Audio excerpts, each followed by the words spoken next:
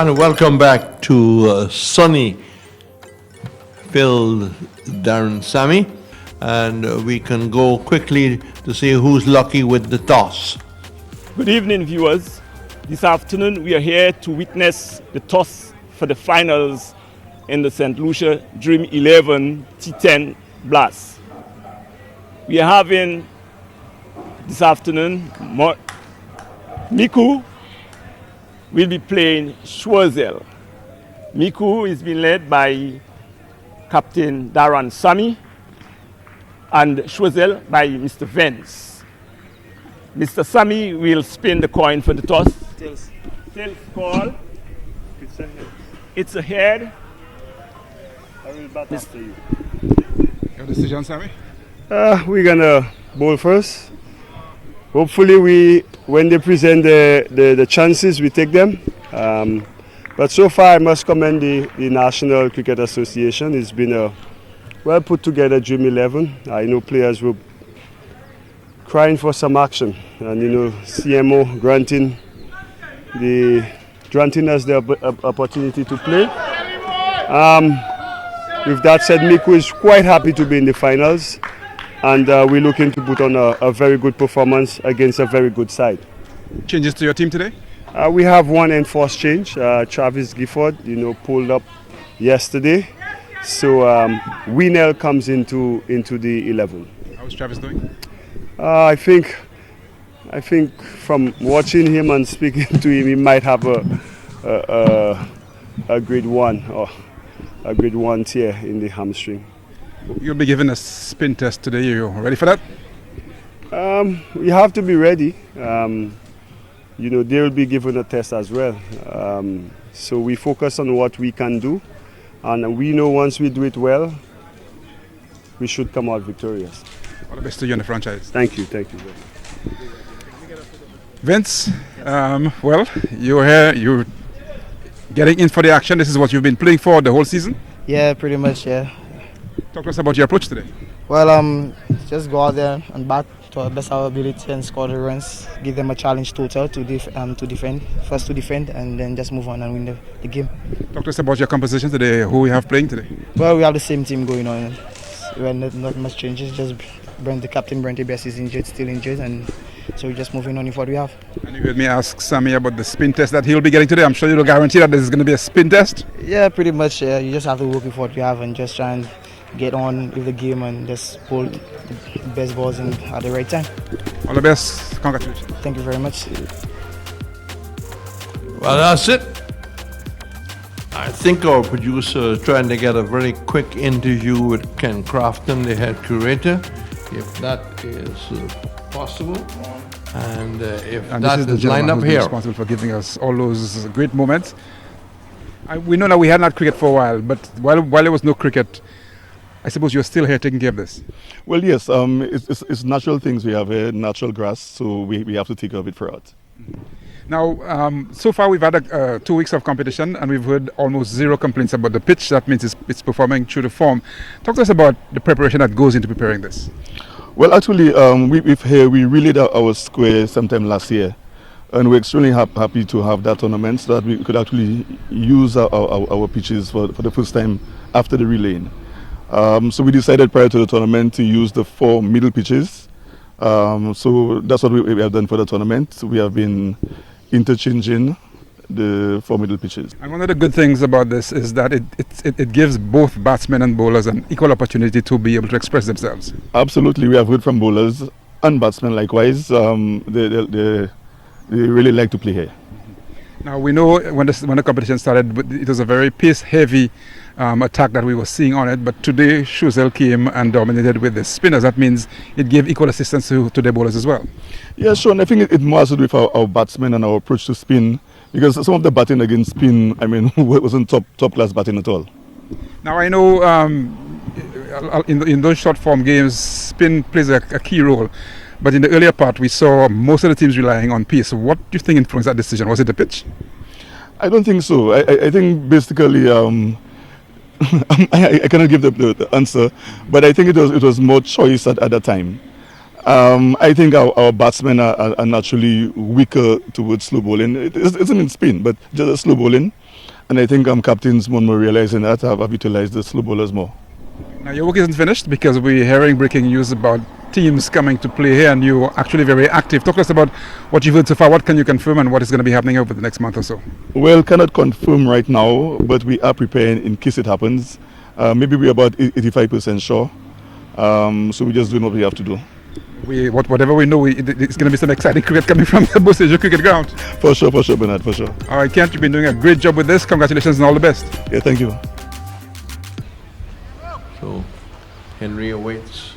Shalry starts to move in. Henry, this delivery is flicking at that down to square leg and will not look for the second. The ball is picked up very quickly and well inside the circle when he picked it up.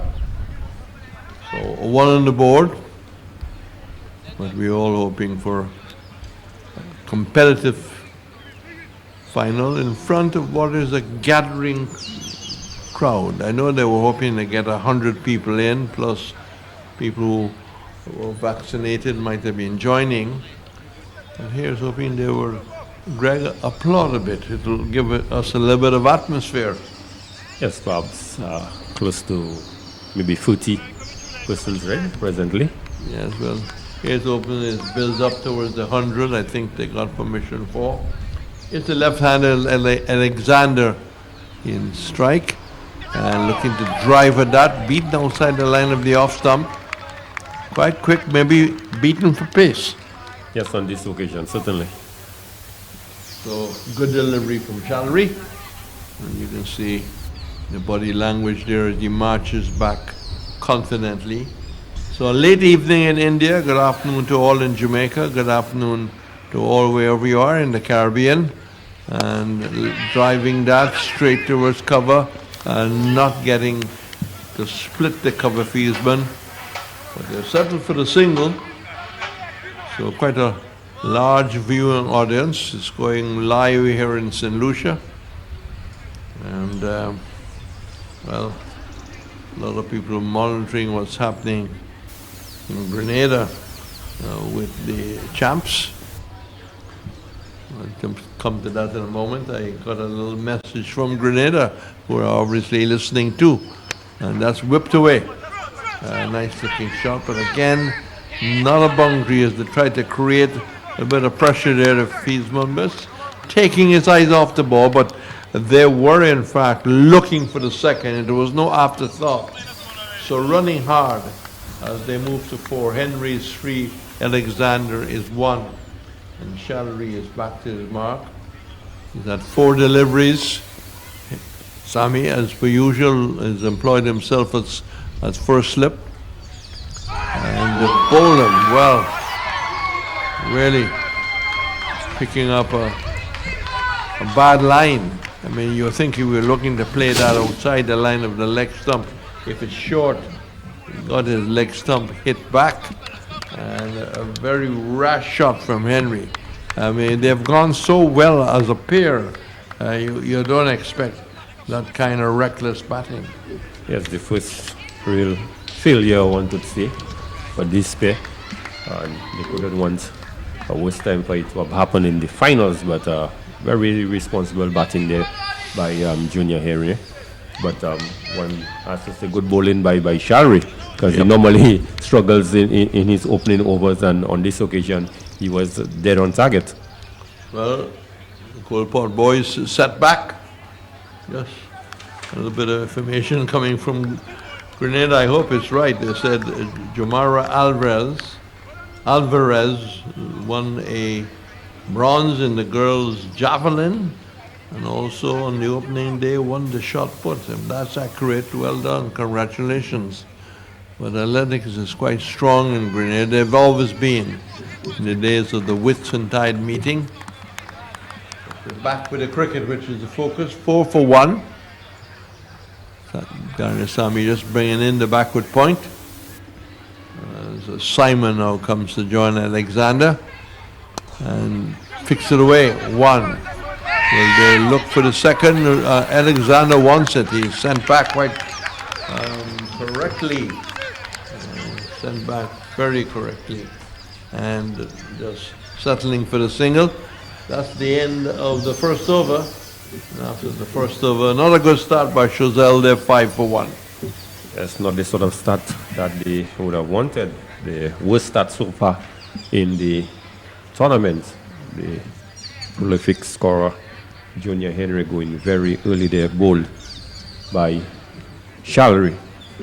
So a bit of repair work needs to be done by Simon, Jason Simon, and Audie Alexander. So capable batsmen, Reds. Yes, they just got to be very selective with their aggressive shots. That was a pretty poor display by Henry. And let's now deal with the present.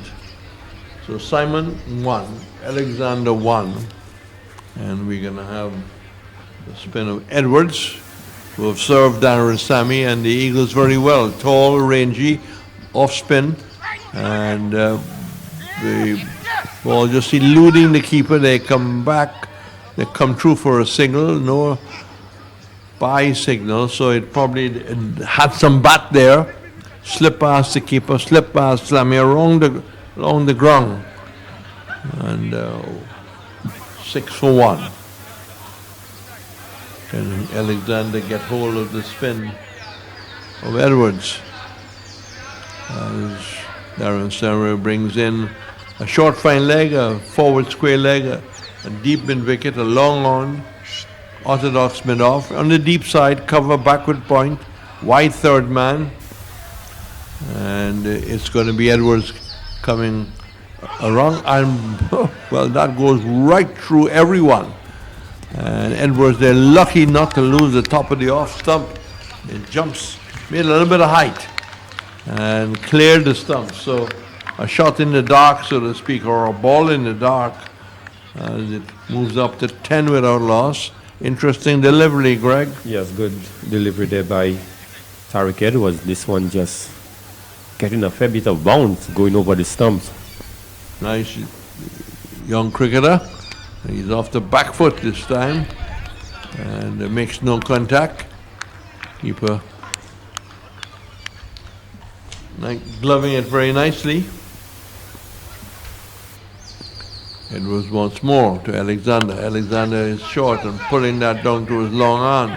Will they look for the second? No, they decided against it. Simon wanted it. Edwards says no. And it's 10 for 1. 10 for 1. And the field changing over for the right-handed Simon. So both batsmen on 2. And Edwards going over once more. To the right, to the left-hander around, and to the right-hander over. Still the slip in Sammy. As he comes back and cuts that in the air. Low catch, nicely taken, clipped away, and all of a sudden they have slipped to 11 for 2. Edwards struck, and Simon is on his way. Yes, Simon looking to cut this one, but only finding the safe hands of Moving Wells at short backward point. Certainly a disastrous start there for the Choiseul Colports, losing 2 in 2. Well, who's going to put the hands up? Alexander's still there. And the fall of his 2 comrades, Henry and Simon, should really force him to try and bat as deep as possible and to get the ball away. We really want to have a great grand final, but we are only the tellers of the story. We can only describe what is going on, and right now we can tell you that Choiseul are 11 for 2 of 1.5. 11 for 2 of 1.5. And there's quite a conversation between Alexander and his partner, and of course the captain today. So whether this pair can put it together, and maybe this has got to be the pair, Greg. How deep they bat. Yes, these two need to put on some sort of a partnership, Reds, if they are to post anything competitive. captain needs to play a captain knock today. So Vince Smith, first delivery moves forward. So you have two left-handers to complete over number 2. Smith. Remember me? Still standing, I see. It took me 8 minutes to get to you from New Village. 5 minutes if I ran. You told me I could become somebody. Anybody if I put my mind to it. I saw the world through your eyes and it was mine to conquer. That's my Castries.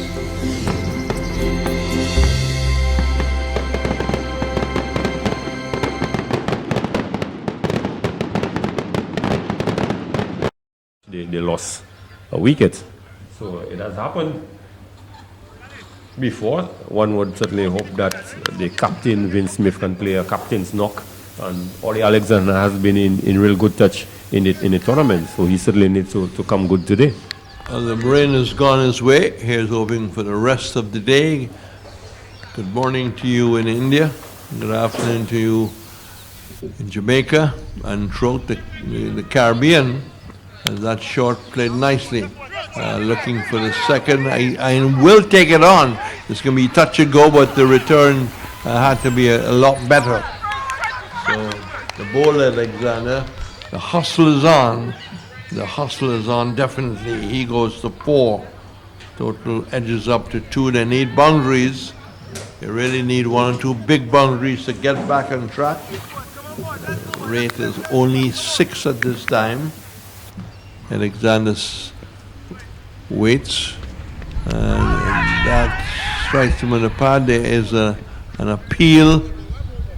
The umpires not signal by, so came off the back and hustled into him. And again, as the total goes to 14 for 2, seemed to be beaten for pace. Yes, on this occasion, Jules generating a fair bit of pace, or the Alexander getting the inside edge onto the pads. So Jules just too fast for Alexander on that occasion. That's down the leg side. That will be a little help. 14 for 2. But they don't need wides to help them. They need boundaries. They don't need singles. Not even getting a couple of runs is going to be helping the cause. 6.3 is the scoring rate. 15 for 2 of 2.2. Jules is just back of a length. He straightens up, pushes out in the offside. But still can't find a delivery to pace the fielding, placing by Sammy. 16 for 2. So Alexander coming in to strike. Useful all-round cricketer, Alexander. Played for St. Lucia, played for the Windwards. Now looks in drive past the bowler, but wouldn't beat the very straight mid off. They know that he is powerful on the drive, and there's no width for the wide mid off or wide mid on. Mid on is very straight.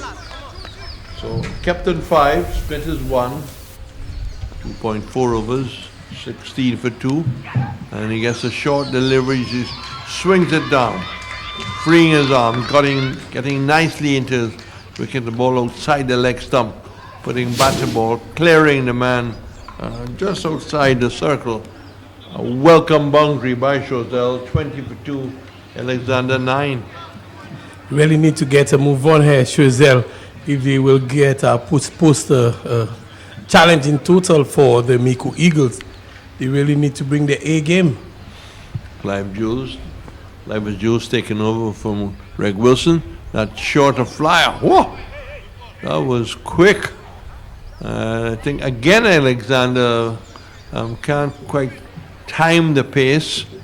Very quick. So good over. Just 20 for 2. The opening bowlers have started well. One has conceded 9, with the other one had 2. But this has got to be the partnership, Clivus. Certainly it has to be Vince Smith and Ollie Alexander. Ollie Alexander has been batting really well, and Vince Smith is the standing captain for Bronte Best. today he has to raise his hand. Having lost 2 early wickets, the Cole Ports will really need that partnership to bear fruit. It's the start of the 4th over. Brilliant sunshine. Beautiful high ground with the houses all there, lush green because of the rain. We've had good rain, which have kept the water levels up, and the big dam up. That's outside the leg stump and swung away well. Nice pick up there by Smith, who's gonna be part of the action. Outside the leg stump and nicely put away. Very important boundary. And the total just moving up to 20 for 2. A very good shot there from Vince Smith. The bowler Tariq Edward is straying on the leg side, down the leg side, and Vince just helping himself. The 6 just recorded and tucked out to the onside. So 27 on the board. So this is going to be the big effort. Edward has been bowling really well, so they need to put him under some pressure, and the 6 first ball was really what the doctor ordered for them. The also Alexander looking to drive that and stopped in the covers by Lansami. So a dot ball appreciated by all in the Micoud side. That's missed time, but he's looking to square drive that, I would think, or looking to launch over the head of cover, and the ball just bouncing away. So 2 for 27. Alexander being contained here. Smith is 8. Partnership just starting to get to 16, and that's flashed away again. Nice looking shot, but you don't get runs for a nice looking shot. It raced away as he got onto the front foot, was straight to backward point. He needs to find a gap, a foot or two on either side of Mullan Sami, and he will be getting the boundary. Edwards 2 for 27 brings Alexander forward. Intelligent. I know it's only a single, but he was having trouble getting the ball away, and he decided, well, let me just rotate the strike. Let me just get off. Find everything you need today? Yes, indeed. I don't see the higher purchase price on this. That's because the higher purchase price is calculated off the cash price you see there. Based on the length of time, up to 36 months, I could calculate the final price for you. What's more, we do free delivery to any location, island-wide, plus free installation. Wow! You earn points on your Massy card with every purchase, including your higher purchase payment. Massy Stores Home.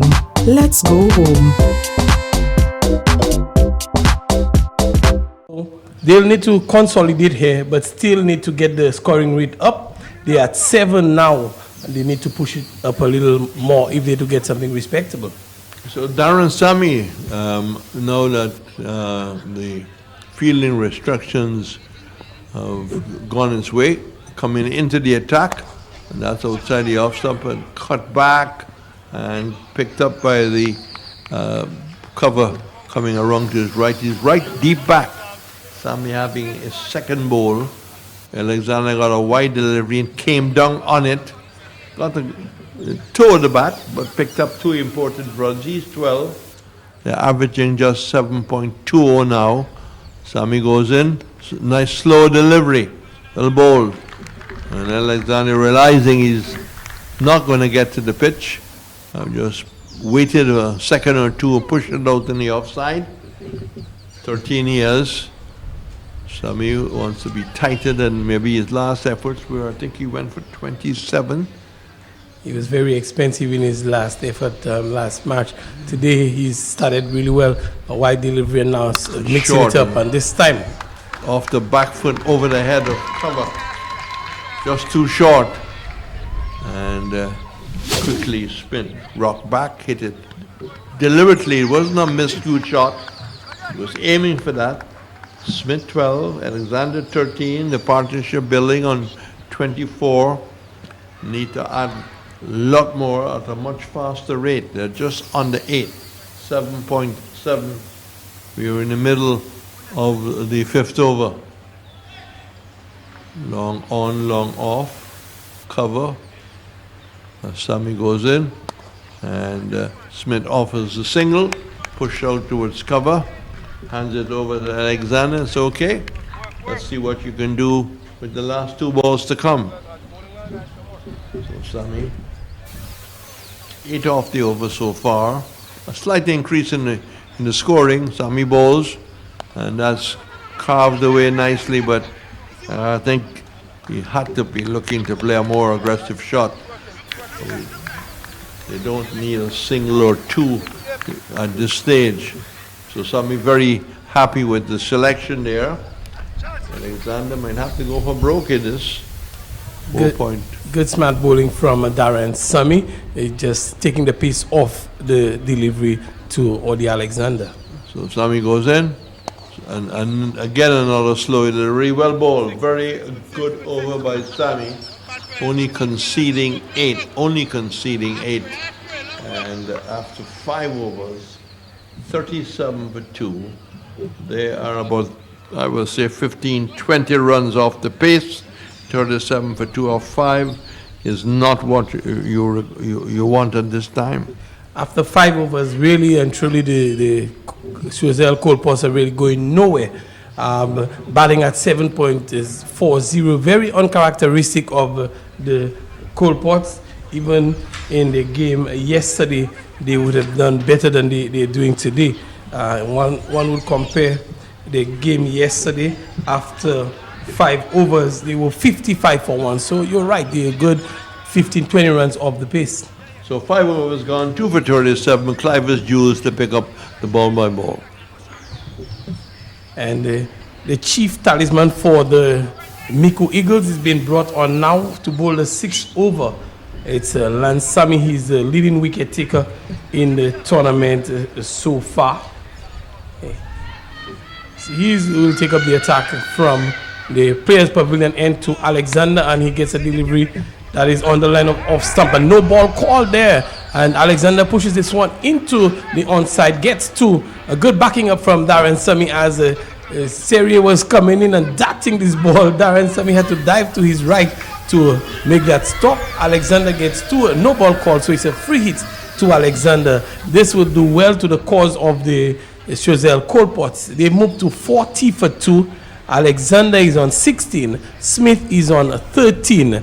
A free hit there to Alexander. Lance Sammy committing the cardinal sin. He comes in. Free delivery to Alexander, and Alexander is swinging, not making proper contact. The timing is not there. Out towards mid-wicket, and they come through for a single. So good comeback delivery from Lance Sammy.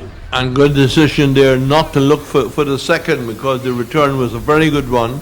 But the hustle is on. They're making a big effort, but they've got to find the boundaries.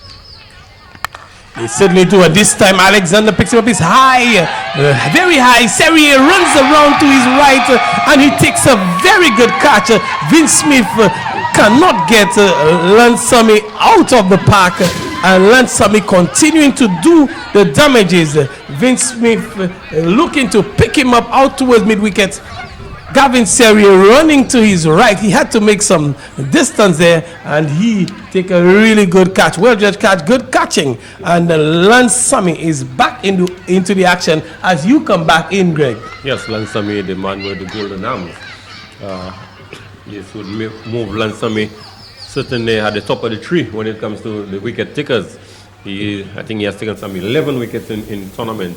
So the Cole Pots certainly not firing at all. Today they are very cold. Some 5.2 overs gone already and just 41 for 3. So certainly they are struggling. They are struggling for sure. Lance Sammy is in the wickets yet again. He's taken his 11th. He sits at the top of the wicket takers for this tournament. He's been on target. Darren Sammy is called on him every time, and he's delivered each and every time for the Micoud Eagles. Valanche Centers comes in to join Odi Alexander, who's been there from the beginning. He's on 17 from 20 balls. Sammy into Alexander down the leg side, and Lance Sammy is disappointed. Odi is stuck in the wicket. There was a chance of a run out. Odi was ball watching. Valanche was coming down, and this was a leg by Lance Sammy. Thought it was an edge, and should have been Charles not collecting, but it was a leg by a signal there by the umpire. Yes, Audi Alexander. Well, it was not his call, it was the call of Valence Saint-Ange, and he was coming down the track with a flash, and Audi just stood ground. But luckily for him, the ball missed the stumps. Sammy over the wicket into left-handed centers on the pads and clipped away. Moving is diving. This one is going to challenge the boundary. It doesn't. Winner Felix comes through from deep backward square and restricting them to 2. Diving, moving Wells at a short fine leg, unable to stop this one. And Valence centers a good looking shot, clipping Sammy off his pads for 2 runs. Yes, good shot indeed there by Saint-Ange. Certainly, he would need to find the boundaries. Sammy again into Saint-Ange, and Saint-Ange is driving out, back past the ball, out towards a long on, and they come through for 1. It's a no ball again. And Sammy, he's proving a bit on the expensive side. He's transgressed the line again, and he is saying the umpire got it wrong. There's a bit of a conference. He's expressing his disappointment. His captain there is there as well, but no ball called, a free hit. Lance Sammy still stating a case there, Greg Wilson. Yes, but the umpire has made his ruling, and he's not going to change his mind. Lance Sammy really arguing Darren Sammy, asking him to get on with it. He's been bowling well. He's transgressed on this occasion, opting now to go around the wicket to Audi Alexander.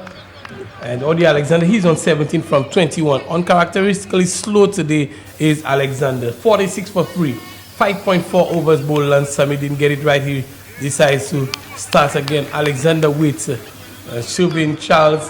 His performance would have earned him the glove in the last 3 matches. He's taken over from Gavin Serrier Jr. Lance Sammy doing some stretching, and he moves in now to Alexander round the wicket, and Alexander is picking him up out towards long on. 1-2 bounces.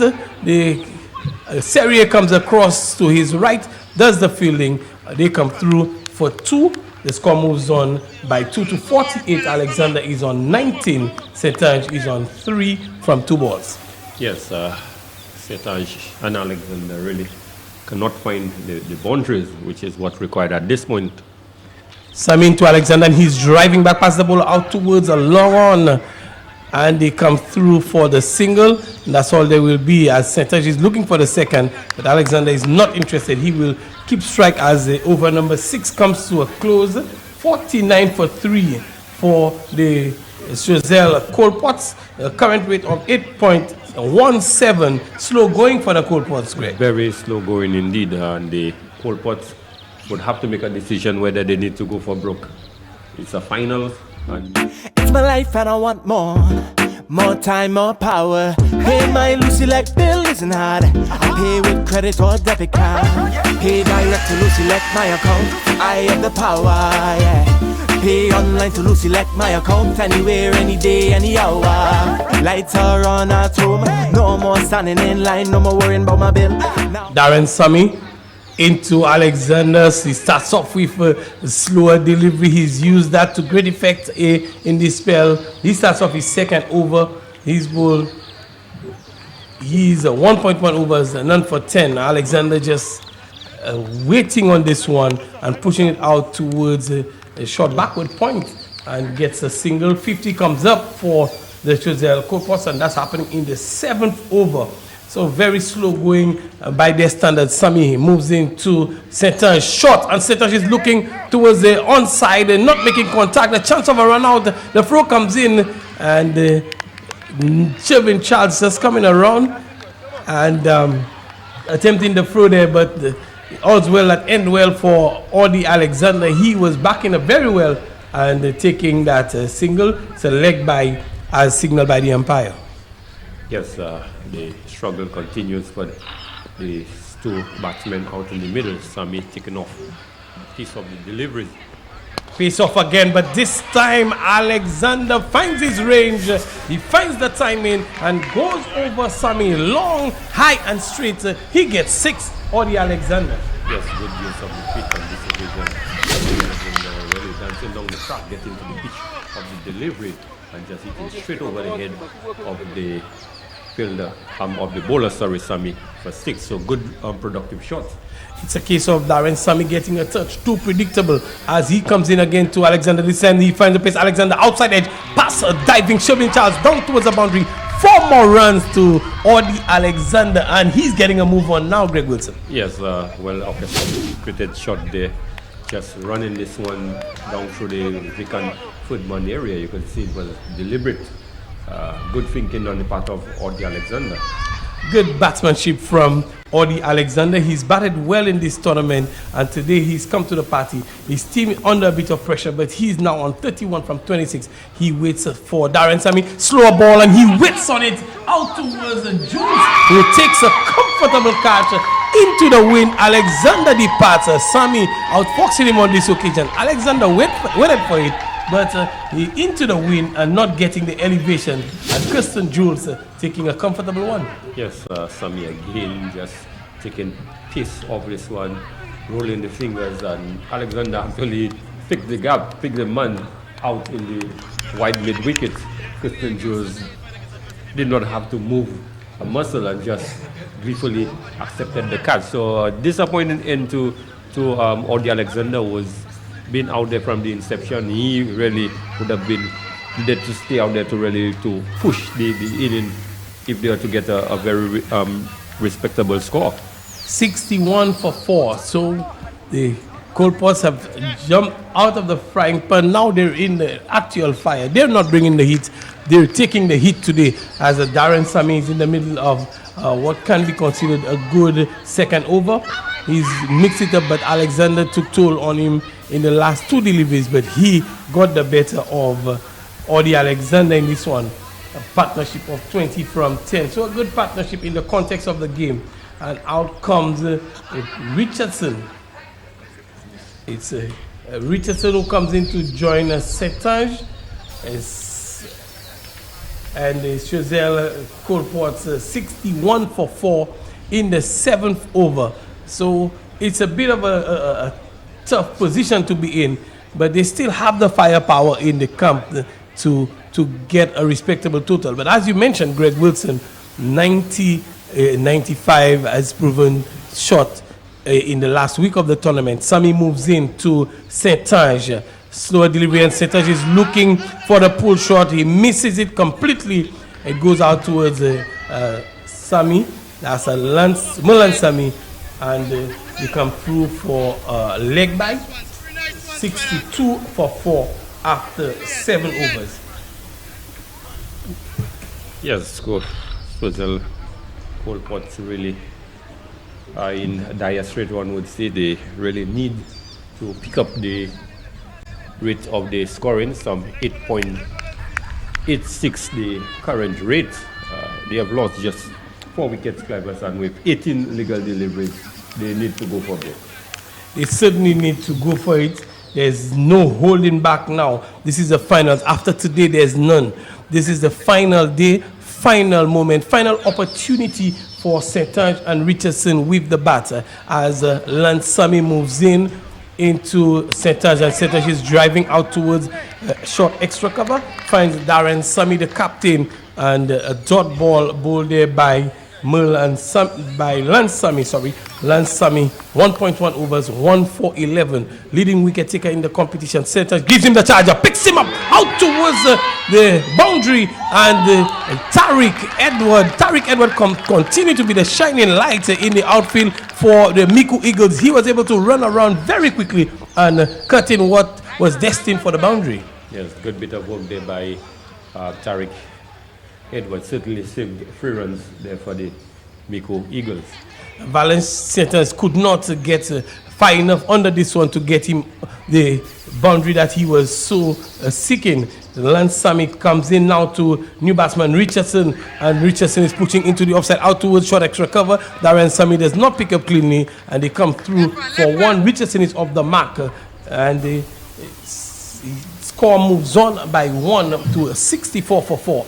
64 for 4. Richardson is on 1 from 1. Saint-Ange is on 4 from 6.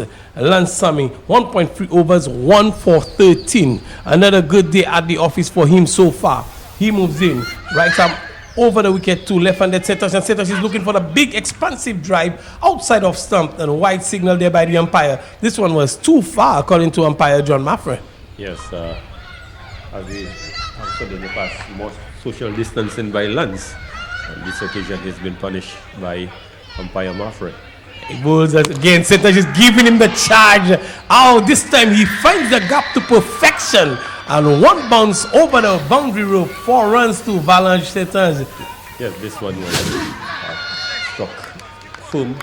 On this occasion, Tariq Edwards really did not have a chance to come across. So 4 more valuable runs there. And Setash really needs to keep up with that hitting if they are to get anything competitive.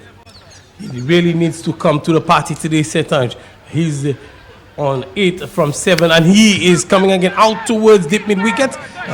Seria comes off the boundary, they come through for 1, and that's all there will be, as he's really quick onto that one and releasing very quickly back to Shervin Charles, the wicketkeeper. 1 to Setash, 70 for 4. 7.5 overs bowled.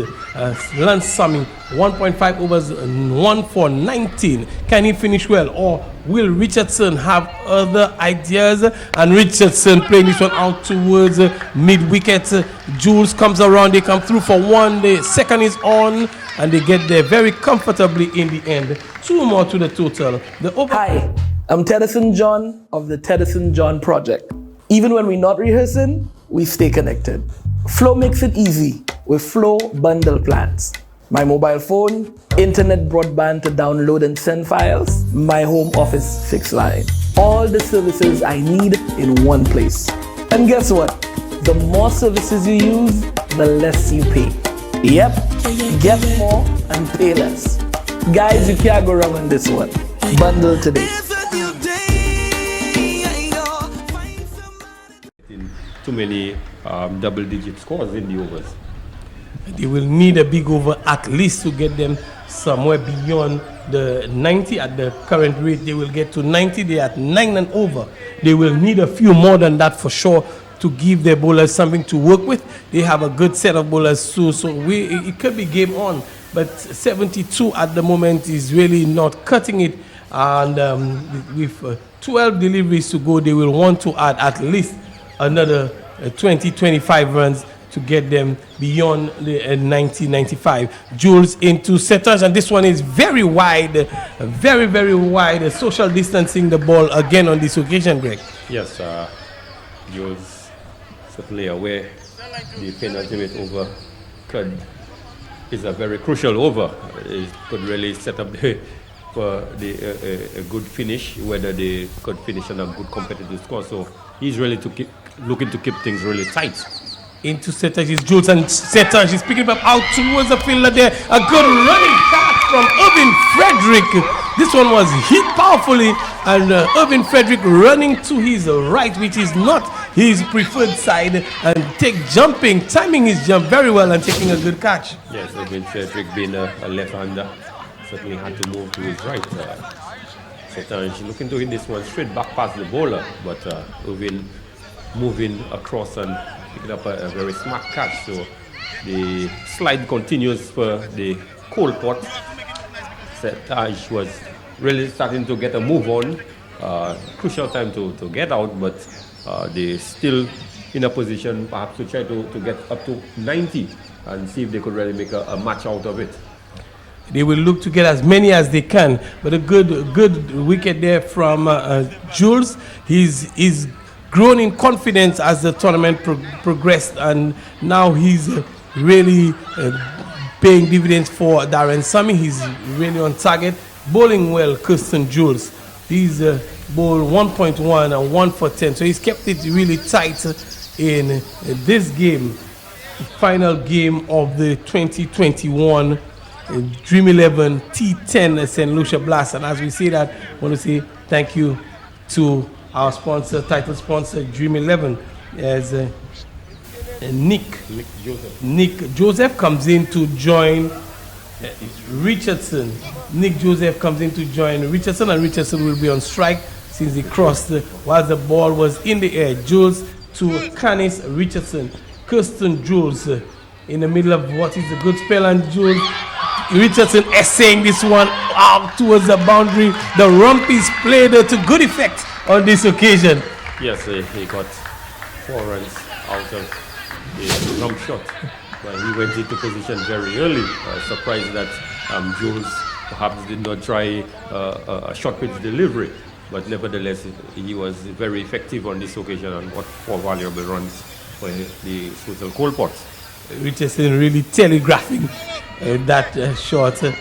One could say he WhatsApped Jules early, but Jules was unable to reply. And again, it's Richardson. This time he picks him up a long and high.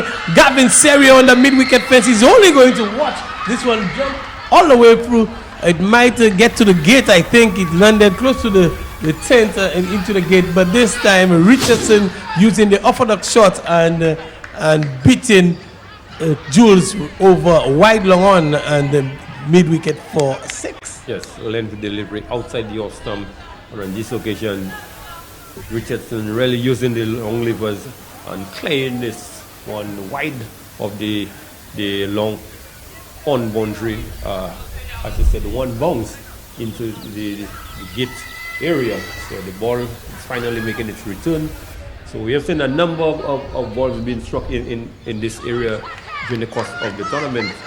We'll have to station some ball boys in that area. I'm sure that organizers would need to do that. The Cricket Association here as Jules moves in again to broad-shouldered Canis Richardson in a no-nonsense mood, and he's looking for that delivery, working that delivery down to third man, but a bit of pace there from Kirsten Jules outside off stump through to Shervin Charles in a flash. Yes, this one had a bit of venom on it. It really traveled.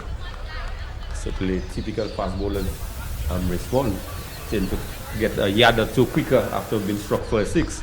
Good recovery from Jules, and he comes in again to Richardson. Shots, and this one is going to be called a wide. This one was a touch too short from Kirsten Jules. Still had some pace on it, but a touch too short there on this occasion.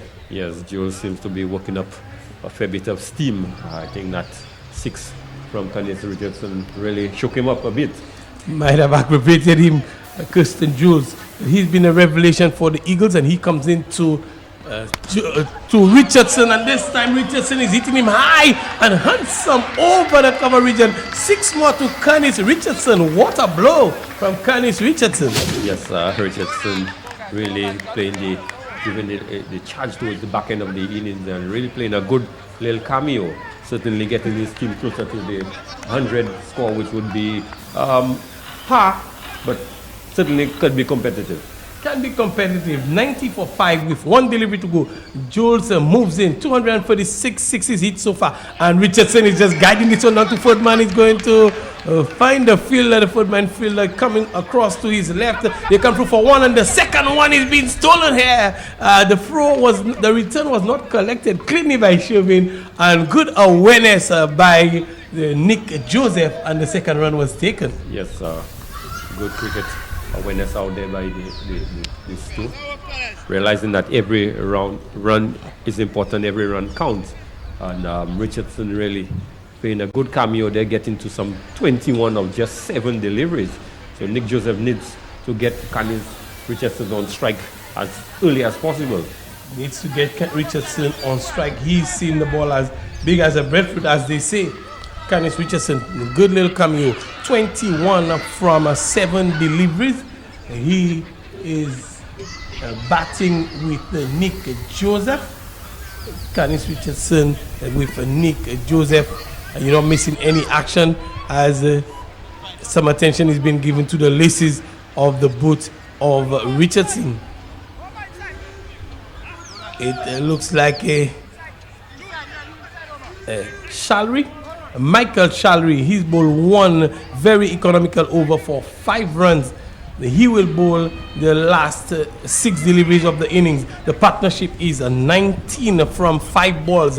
Canis Richardson has really blazed the afternoon here at the Darren Sammy Cricket Ground as Darren Sammy marshals his troops, making sure that Michael Shalry gets his fielders in the correct position. A short third man is in place. There is a backward point in the 30-yard in Mervyn Wells. Darren Sammy is in the covers.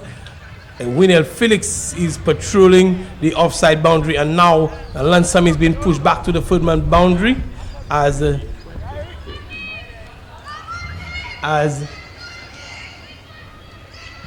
Shalry is moving into Nick Joseph. Shalry into Joseph, and Joseph is just knocking this one into the one side. The chance of a run out and direct hit, and he's given him. But good decision from Nick Joseph to give Canis Richardson the strike. But this one was just a touch closer, too close to Michael Shalry, and he is able to get the direct hit and getting Nick Joseph on his way. Yes, good bit of athleticism from Shalry. After he delivered, was moving to his left and realized that they were going for the quick single. Had to change direction very quickly, moved to his right, got the ball, turned and had a shot at the stump, and in one action, he struck. So very good bit of athleticism by Shalry. Good cricket on his part. Very good cricket on his part, but fortunately for the Cole Ports and Canis Richardson, who was hitting splendidly this afternoon, was given strike with this one. Yes, so it was a good decision by Joseph to look to turn over the strike. He may have sacrificed his wicket, but it's all in the best interest of the team. Sacrifice himself for the Cold Ports, the Nick Joseph, and Clem St. Rose comes in to join Richardson with 5 balls to go. Richardson matches to the stump, and Shalry waits. He's coming in from the players' pavilion end as the Kaimaji end. Richardson takes guard, marks guard again, and waits. He's getting set. He's cleaning the gun, ready to fire as Shalry comes in. Richardson is in position now. Wait for Shalry, and he's picking him up. This one is high. Sammy comes around. Mullen Sammy takes the catch, and 2 in 2. 2 wickets going down in the over so far, and 92. Richardson will take no further part in the batting of the Choiseul Cold Ports now. Yes, Richardson looking for mighty old heave and really was not in total control, just got the top edge and the ball traveled to the mid-off area where Mullen Sammy came in and took a relatively easy catch. So good effort there by Richardson, getting some 21 of just 8 balls, really giving the inning the sort of impetus that it really needed because it was going absolutely nowhere. And Simon comes in to join St. Rose. St. Rose is on strike. Shalry to St. Rose. St. Rose is playing this one out towards extra cover. They come through for one. Merlin Sammy comes around, does the fielding. He's at mid-off and he does the fielding. 1 run to the total. It moves on to 93 for 7. 9.3 overs bowled. And Alvina Simon, he comes on strike now. It's Shalry, Michael Kimo Shalry, and he's coming in from the players' pavilion. Darren Sammy is moving his troops, ensuring that he has them in the right strategic position. 3 balls to go in this innings, 7 to get to that psychological 100 for the Choiseul Cold Ports. Is 93 going to be enough? Can Shalry keep them on 93? He moves in now and he's bowling to Alvinus Simon, who's backing away, and he gets it over Darren Sammy out towards the boundary. A good chase is on. Good footwork there by Seria. And they come through for 1. The throw is on. He is going to be caught short of his ground. I think the umpire has not made the call. Not sure that he was home. It should look like he was home. So good aggressive running by the Choiseul Cold Ports. Yes, good running indeed between St. Rose and Simon, able to scamper for free. So they're still marching along with 2 legal deliveries left. Can they get the 4 runs required for the psychological 100? Candy. And the conference, mid-pitch conference, the weather is changing. The cloud cover is returning here at the Darren Sammy Cricket Ground at Beauséjour. But you know what they say, Greg? Cricket, rain is a big fan of cricket. almost every time there's cricket, the rain comes around. So the weather is changing, the cloud cover is coming. We've lost the sun momentarily as Michael Shalry is at the top of his mark, and he will be bowling to the right-handed Clem St. Rose, who's on 1 from 1. 96.47 from 9.4. Shalry into, and this one is bouncing him out towards short backward point. Mervyn Wells takes a very comfortable catch. He didn't have to move at all, just waited for this one. A good short ball from Michael Kimo Shalry. Yes, this one on this occasion was dug in short and directed right at the body of St. Rose, really looking to swat this one through the mid-wicket area, but just came off the spice of the bat and presented Mervyn Wells with a pretty straightforward catch. Very, very straightforward indeed. Clem St. Rose on this occasion been dealt a dose of his own medicine, and he was unable to deal with it. He just spooned one to Mervyn Wells. Speaking of his medicine, he was given a dose of chemotherapy. That's right. Michael Kimo Shalry gave him some chemotherapy, and the Choiseul Courtport, 96 for 8. One delivery to go. Can they get to that 100 as Stefan Theophane? He comes in to join Simon. He's not on strike. Alvina Simon is moving and driving out towards a whitish long on, and they come through for 1. There's a million 2, and he's running hard. Is Stefan, and he's back. Still, there's another chance for another run, and it's looking like it's on. It's a comedy of errors here out towards the finish. What an exciting finish to the innings. Choiseul Courtport, and they did run 4. The 100 comes up. Greg Wilson, what an exciting finish to this innings, and looking forward to the start of the second innings. Yes, the Courtport would be very much happy with the ending, and so then this is not how they expected to get to 100 by running 4 runs in the field, but they were able to do so with a comedy of errors on the part of the Eagles fielders, but a good ending to the innings by the Courtport. At one time, it did not look like they were going to get anything close to 100.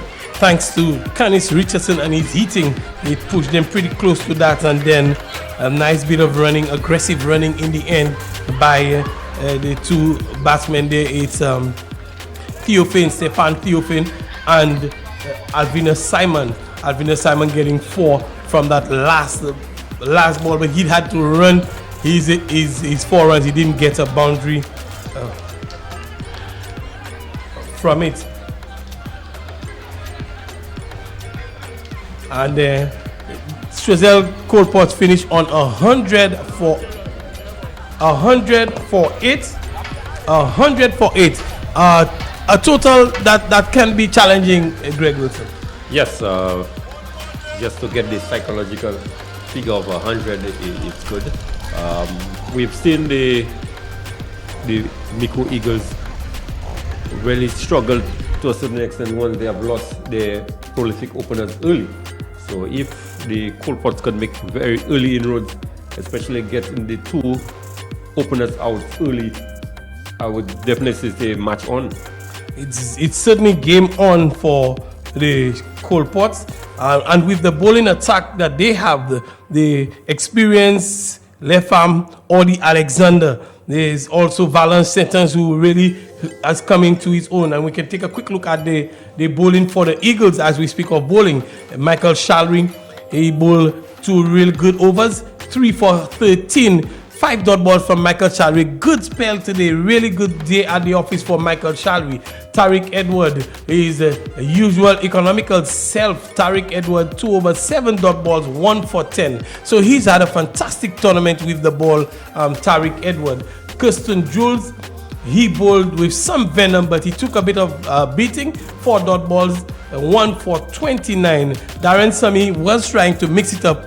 He bowled a touch better than yesterday's match, the semi-finals. 2 overs, 4 dot balls, 1 for 20. Lance Sammy still with the wickets today as well. He got 1 wicket, taking his tally to 11 wickets in the tournament. He's the leading wicket taker, head and shoulders ahead of everybody else. Lance Sammy, he was amongst the wickets today. So St. Rose to start, and pitching up, and greeted deliberately by the left-handed Charles, getting to the pitch, hitting on the no long off in the rope, so he's not taking a chance. So good positive start by Wells. Yes, good positive start by Sherwin Charles. By This Charles. one just pitched up and just hit it over the infield, over the head of Junior Henry at the mid-off region. Rose needs to pull the length back a bit and see what he will do with this delivery, and gets so wide down the leg side. So no doubt bothered by the dismissal of his first delivery, going wide down the leg side. So 5 without loss, but a very good recovery in a sense, because I had them, I think 37 or 5, and then they were able to get 100 for 8. Good comeback. They've made it into a grand final as Rose in off the back foot. Lovely shot, but it just not beating the cover. Quickly got into the going back and clipping that away. So important dot ball. They need to dry up the early scoring by Micoud. If Micoud gets a flyer, they'll have to work hard in the middle overs. That's short and wide call. Really pitched outside, going away. Looking to slap it off the back foot, but no fault of the bowler. We have, I know, a couple of dozen people watching. We were told that permission was given or requested for 100, but not too sure what actually worked out. But there are some people who are seated. They're probably those who had vaccinations to door today.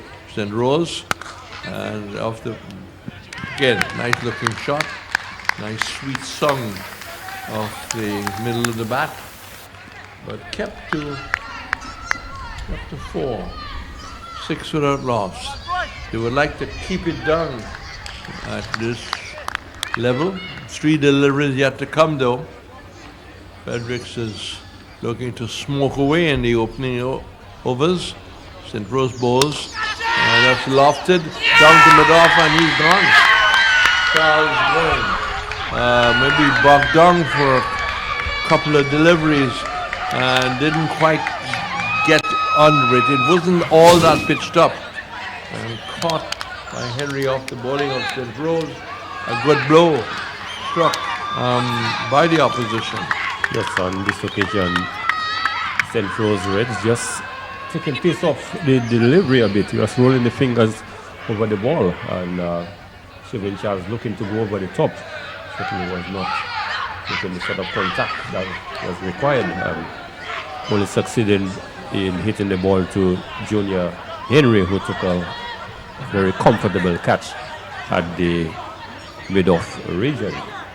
So certainly the sort of start that the Colports would have wanted to get the early blow came in the first over, and that has brought up the captain Darren Sami, who was coming to take up the responsibility.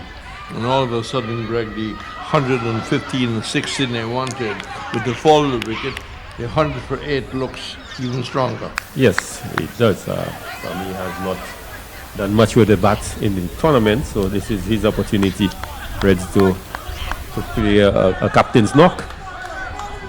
So coming at number 3, deciding to bite the bullet. He does, of course, puts pressure on the young bowler, but whose confidence is up as he runs in. The 5th delivery, bowls to Sami down the leg side. Very good take by the keeper. I was flying down the leg side, and if he wasn't that alert, that could have been extra 7 for 1. Good wicket keeping. Yes, Jason Simon at this point, Red, arguably the number 1 keeper I would say on island. You should know you follow the game. Slipping in place. Sami hits that in the air over the head of the Mid-off, who's not back to long off. So you know that once he got enough batter on theatres, he lunged into it, really throwing the body weight forward. So Sammy has come out to play that kind of pinch hitter role. He's gotten 4. Will it work? Maybe it will work. If it does work, very much in favor of the Micoud. If it doesn't work, success to the opposition. St. Rose looking to end the over now. That's turned nicely by Sammy. Slowish delivery. Single takes Sammy up to 5. And the total goes to 12-1. Well, even Steven start. Yes, even Steven start. 12 runs. Certainly, that's the sort of start you would want. But the Colports would be happy that they were able to pick up an early wicket. But Reds, with Sammy being suspect to the slow bowling, I think they perhaps should take a chance and attack him with the slow bowlers at both ends. Well, straight away the spin comes in. And St. George will move in left arm orthodox. Mainly bowls wrong the wicket. Dawson ball from hand to hand. Off a short approach, he comes in, bowls to Sammy. Sammy thinking of using his feet. Check the advance because you realize that the ball was not there. Played back, but maybe the arm ball was doing too much. Leg before the turn down. Yes, sir. Sammy wanting to attack. As this delivery down the track and missed stump. Missed stump by a mile. What a miss. And they now come back for a second by the man at the fine leg position, really muffing it up. No chance of a second by being run. So Sammy living dangerously, but he's committed to attacking the young bowler off the back foot, and then no pressure. He has all the space and time in the world to knock it down towards the long on. So Sammy is 6, is 15-1, and they might well pay a price for the missed stump. Yes, Jason Simon. The question is, did it just drop the trophy as well, Reds? Could have. So Wells now, as he turns it very fine. Sammy is seeing where the ball is, where the fieldsman is nicely placed. So the single offer by Wells is turned down, still say 15-1. The Colports needs another wicket. They had a chance there with Sammy, who you can't afford to give that kind of a chance to that's off the back foot, and that is probably going to win the race into the rope. Great effort running back. With the turtle back here, it runs even faster. Had a couple of swipes at it. 4 on the board to Wells. It's 19-1. It's been a testing over for St. Ives because he gets the feeling that they want to come after him. As he comes in once more. And a dot ball. It's brought forward. Deciding to play defensively, that we have done enough. Hi, I'm T10 John of the T10 John Project. Even when we're not rehearsing, we stay connected. Flow makes it easy with Flow bundle plans. My mobile phone, internet broadband to download and send files, my home office fixed line. All the services I need in one place. And guess what? The more services you use, the less you pay. Yep, get more and pay less. Guys, you can't go wrong on this one. Bundle today. The wickets completely missed, and Jason Simon just could not effect what should have been a regulation stump out, but Sammy lives to fight another day. Well, he's about to continue his fight. If you see more spin introduced, and it's going to be Simon. Sammy pulls at that out towards the long on and beats the long on. It was a little wide. a strong bottom hand into the shot. Sammy 10. He's come to play the pinch hitting role, and so far so good, Greg. Yes, doing it to great effect. 23 for 1, he's 10. He gets a delivery badly lined down the leg side. Could have helped himself a little more to that. Have to settle for the single. He's lost the strike. Wells has got a job to do. The Micoud Eagles. And Simon has got a job to do. As the long off comes the long on, and the mid on comes the mid off. That's in the air, and that will travel well beyond the boundary. Written by CLR James the late. 30 for 1. Bowling the wrong line and pitching well up. Yes, well up. This one just turning into moving and really coming up the sweet part of the bat all the way into the cash rich stand for 6. Micoud Eagles have fought back well. He goes around the wicket, and that's pulled out to mid wicket by Wells. 1. So, even Stephen in terms of runs. Sammy is 10, Wells is 11. Partnership of 25 after the early loss. And Sergeant bowled. Leg stump hitting across the line. So the cameo has ended for 10.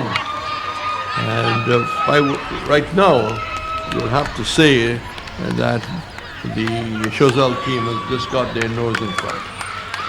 Yes, to a certain extent, Reg, but you still have the likes of Gavin Siri and Nolan Sami, who has rescued them on quite a few occasions, but good bowling there by Alvina Simon. This time decided to go around the wicket, and Sami playing across the line and completely missing this one. And he was comprehensively bowled after being given a chance by Jason Simon. Certainly would be a very relieved man. Yes, I mean, I think they were so happy to see the back of Sammy, because it was in fact potentially a very costly miss. But here comes Mulan Sami, who has bailed them out of jail on at least 3 occasions. Reds is the finals. The laws of average say that he is due for a failure when it comes in the finals. Well, the song goes, "If I Can Read Your Mind." I think it's sung by Johnny Mathis. Well, I was just about to say exactly that. Simon keen to come in. I don't think that Sammy was quite ready. So one Sammy replaces the other. It's 2 for 31 of 2.5 overs.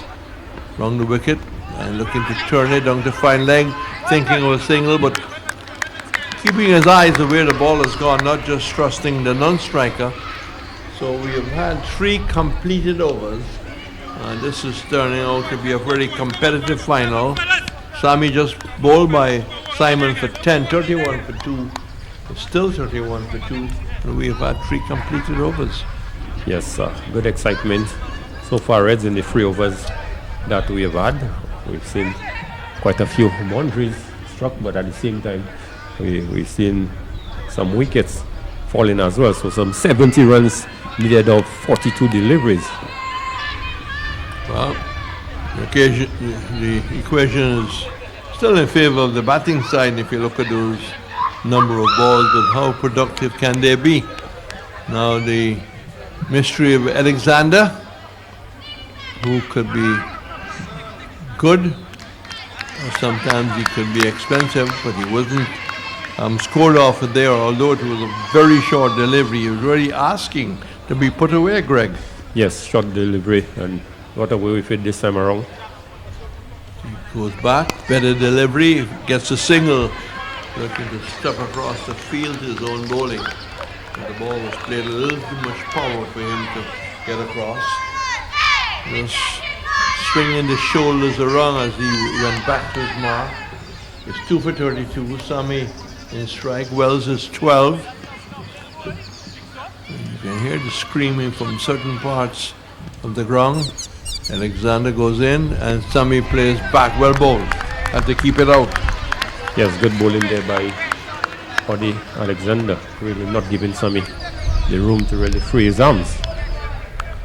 He had to make a quick adjustment there, so important dot ball, 2 for 32, badly lined, that will be extras, wide outside the leg stump, and you can add another 5 to that, brings it to 37. You don't want to give away easy runs, Greg. Yes, just giving away some easy runs there, looking for the faster one, but badly lined.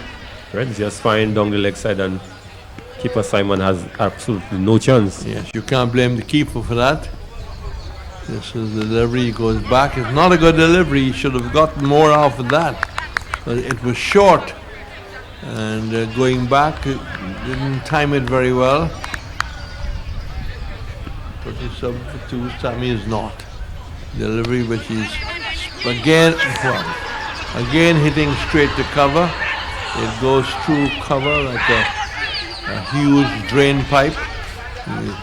Pushing water through a drain pipe. Bad feeling there. Excellent position to stop it. 39 for 2. And the captain could be very annoyed. Yes, Nick Joseph, the culprit on this occasion. Alexander moves into Sammy. Sammy is back and half stop by the very man. Yeah, so on this occasion the ball was going straight to Valence Setage, and he chose to go across and just parry the ball. Today, I would like to introduce you to the fixed special deposit. What's so special about this deposit? It is all about you, the customer. The interest rates and maturity periods are negotiable. That's how special this is. The special deposit instrument was designed to meet the needs of those who cannot be accommodated within the existing investment options. For more information on our special deposit and other investments, call Fix today at 458-8700 or 458-8740 or email Fix at info@fixlimited.com. Fix, firm and upright. Going to be the spin of Simon, and it gets a little cooler here at the Darren Sammy. Long off, long and out, deep mid wicket, and forward square leg out. Wells is 12. Simon goes to Wells. Wells bowled him. Well, that is not what was required, because there wasn't in deep trouble, but aiming for mid wicket. And Simon has struck a mighty blow that by seeing his team going on to win. Yes, Reds, I did tell you the law of averages did that. Somebody was due for a failure. He has built them out on numerous occasions, and this time around really wasn't to be. Looking for the mighty heave over the long one and completely missing this one, and he was certainly castled by Alvina Simon. So good blow there struck by the Choiseul Colport. Simon has now picked up his second wicket, Greg. Yes, and 2 valuable wickets. Certainly he has dialed the number. Apparently Redzi has the number of the Sammy boys. Just dial it up. First they got the captain Darren Sammy and then Mulan Sammy. Well, better said than you, because you know them all well. So 40 for 3. Wells, like a little light at the end of the tunnel, is on 12. We're in the 5th over. So Clive with Jules standing by and preparing to bring you what might be a thrilling end, like the end of the last innings. So Seri is now coming to join Wells. And Simon's 2 for 11 off of 1.1. Simon withholding the delivery.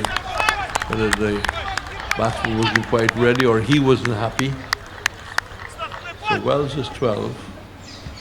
9.60, the rate is 10.9 required, and beaten outside the line of the off stump. Very tentative by the new batsman. That could have easily have brushed the edge.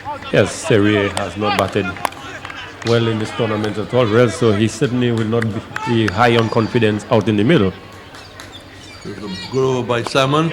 Again, he is forward. This time he makes contact, but no real aggression, no anger there. And 4.3 overs bowled. The rate climbing up to 10.91. Micoud Eagles under pressure to recover from the loss to the wickets. And he steers that down to a white third man. The return comes in. The base is taken, but Wells is home. So the fourth delivery of the fifth over completed. Now the onus is on Wells to really put his hands up and make a game of it for his side. Well, this is the partnership Reds that really has to win it for the Micoud Eagles. Wells is 12 off 7. And waits for Simon to move in. Simon from the wicket, and that's Pike. Well hit, way out of the ground, way out of the straight mid-wicket area. Smooth 6. Good comeback by Wells. He's got the experience. He goes to 18, just about when the doctor required that. Yes, Alvinus on this occasion just shot Reds, allowing the batsman Wells to really freeze them. 238 sixes struck in the tournament, quite a bit of sixes. So some 54 runs off 41 deliveries. It can still go either way. Reds are 2 tight overs that could really bring up the asking rate. And Simon has got about 3 advisors around him after that 6 hit, maybe all giving different instructions. He's got to keep concentrating. He's taken 2 for 18, so there's good reason why he should go back to what worked for him. As Wells on 18. Simon bowling round the wicket, 3 for 47. Pitched up, driven towards the cover to take an easy single. So that is in fact the end of over number 5. You can probably make your comparisons. I think they're ahead of the goalpost at this time by 11. Roland Cox tells me as sharp as stacks as ever. And he's going to have a good night's rest now and stay home all Saturday tomorrow, I'm told by his wife. More from you. And then it's going to be Clivus with all the drama that may or may not happen. Yes, as we saw at the same stage, 48 for 3. They were 47 for 2. So some 11 runs ahead, the Micoud Eagles. And St. Ange will continue from the players' pavilion end, and he's bowling to Moving Wells. Moving Wells, he's hit some good boundaries today, 2 6s and a 4, and he's looking to push on, but this occasion missing.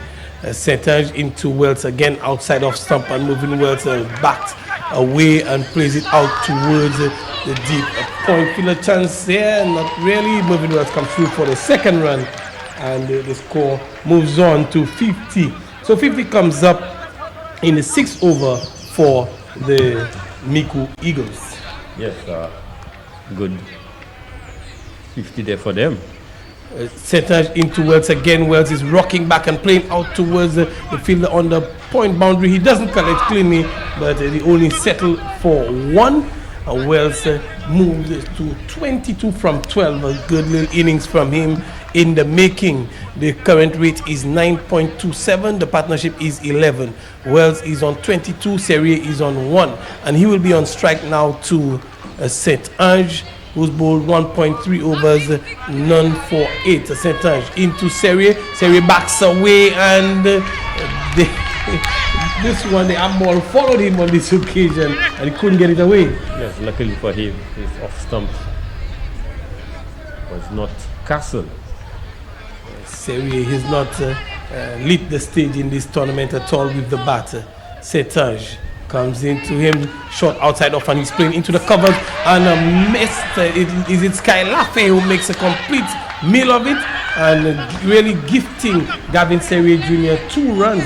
The score moves on by 2 to 53. 53 for 3.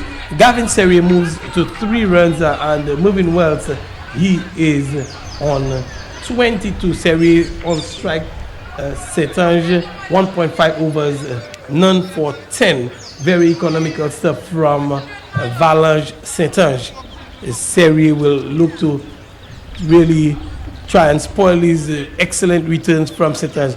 He faces up to Setange and backs away as well. And ball into fine leg, come through for a quick single and get it comfortably in the end. Moving well, so he's backing up very well on this occasion. That's good run in there by Moving. Certainly wants to be on. Two things I love is music and fatwa. And the two came together for me with the Henry segment in a perfect marriage. There's no better way to share you with others than to be authentically yourself. Sons and daughters of Denry, wherever you may roam. Artists from all over the island and the region have embraced this music.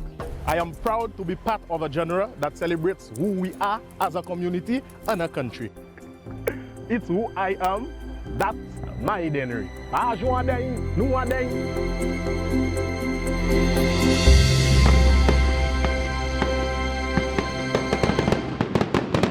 Really tip the balance in their favor. And Alvinus Simon, he's completed his spell. Today he bowled 2 overs, 2 for 19, and really he had the number of the Sammy boys. He got Clara's boy Sammy, the captain, as well as Merlan Sammy, the informed Sammy boy. Yes, certainly did dial the numbers, and they both answer his call. And he had them. It's Captain Vince Smith will bring himself on. So it's more spin for the Choiseul Colpots. Vince Smith, and he will be bowling from the commentary box end to Gavin Serie, who's on 4. He's faced 6 deliveries, 47 needed from 24 balls. Vince Smith on the line of leg stump, and this one peels off the pad. It looks like out towards the short fine leg. Is leg by signal there by the umpire, and the score is moved to 55 for 3. Gavin Serie, he remains on 4. Moving Wells is on 22. A partnership of 15 as Smith comes into Wells, and Wells is looking for the big heave again. This one comes off the pad out towards the short fine leg. Valence Saint-Ange is there, and again another leg by Smith is really living dangerously in the pads of the batsman. Might very well be deployed to just fire it into the pads. And he's succeeding at this time, gives him some room outside off, and he just dabs this one out to short third man, and it comes through for an easy single. 57 for 3. Smith is keeping it pretty tight, really, and really pegging back and putting the brakes on the Micoud Eagles at the moment. And this one, Mervyn Wells is going for the big heave out towards mid-wicket. They come through for 1.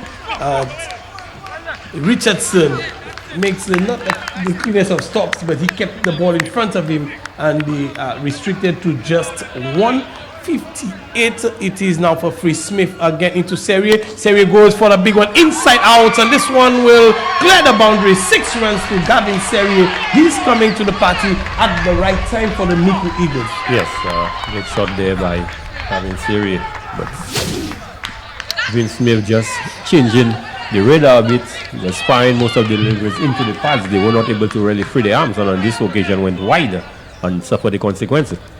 You better serve, fire it into the pads. This time Gavin Serie times it, it's in the air. Junior Henry settles under it and takes it very comfortably, and of course Gavin Serie has perished of the bowling of Vince Smith for 11. Gavin Serie departs 11 from 10, and the Eagles, the wings have been clipped now, 64 for 4. Serie departs for 11. Wells is still there on 23.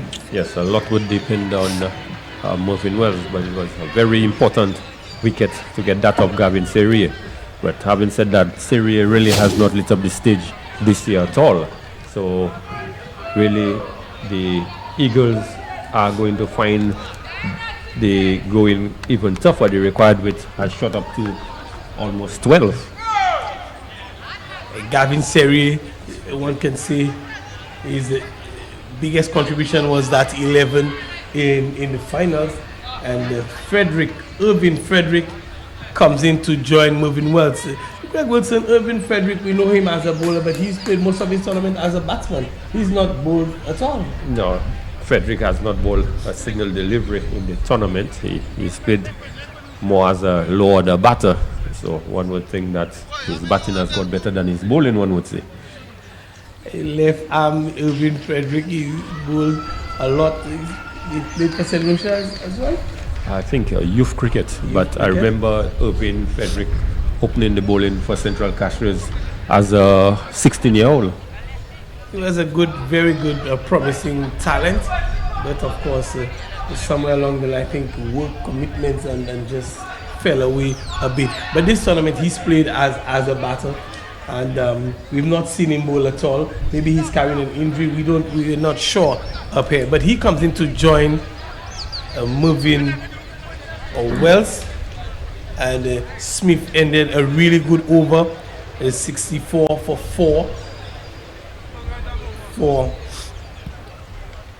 64 for 4, the Micoud Eagles.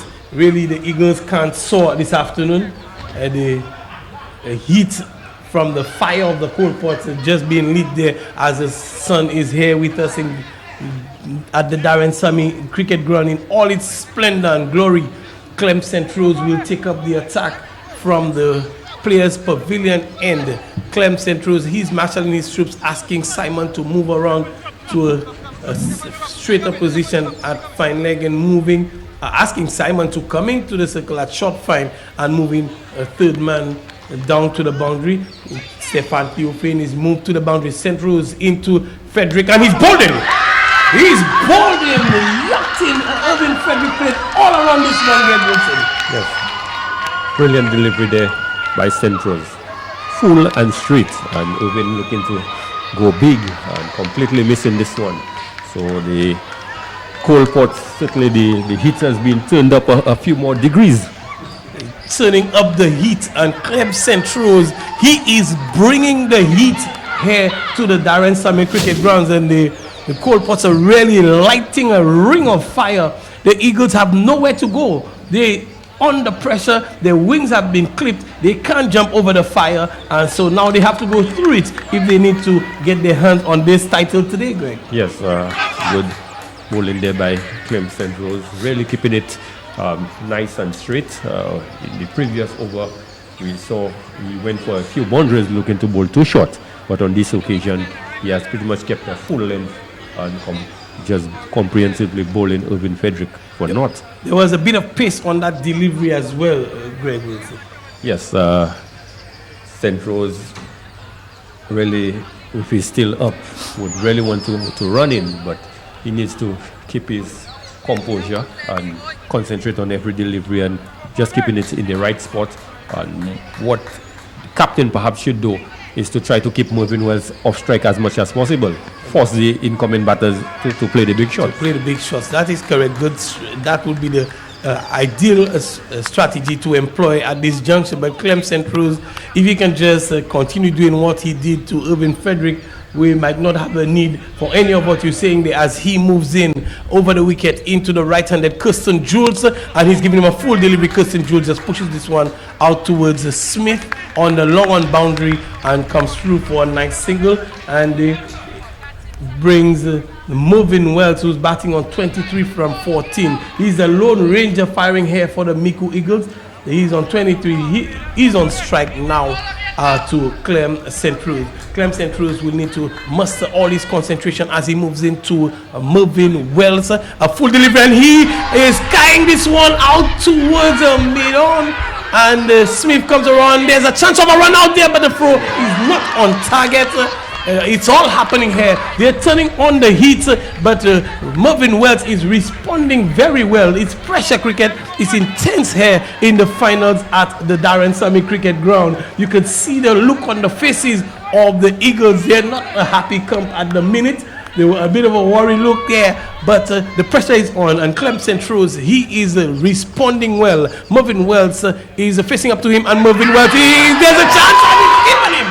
Clem full and straight. Clem St. Rose firing this one in. He's given him the look on the face. He says it all, Greg Wilson. Yes, good bowling there by Clem St. Rose. Really bowling a crucial 8 over, keeping it full and fast, straight at the stump. Mervyn Wells looking to hit this one, completely missing it. and was struck right in front of the stump and was adjudged LBW by the umpire. Clem St. Rose, he's really turning on the heat here at the Darren Sammy Cricket Ground, and the Cole Ports there in the hurdle. They must be the happier come at the minute here, Greg Wilson. Most certainly, 65 for 6, 67 for 6, sorry. So the Eagles are really reeling at this point in time. Certainly they would need some serious wings to fly at the moment. They would need their wings, and the middle order and the lower order hasn't really been tested in this tournament at all. The top order has done so well that the likes of Winnell Felix, they really got a hit once or twice only in the competition, but now they've been called upon to get 34 from 14 with Clem St. Rose really steaming in at this time. So the Eagles, they sing it slipping away from them very slowly. Certainly, they are feeling the heat. But Winnell Felix is a very capable batsman.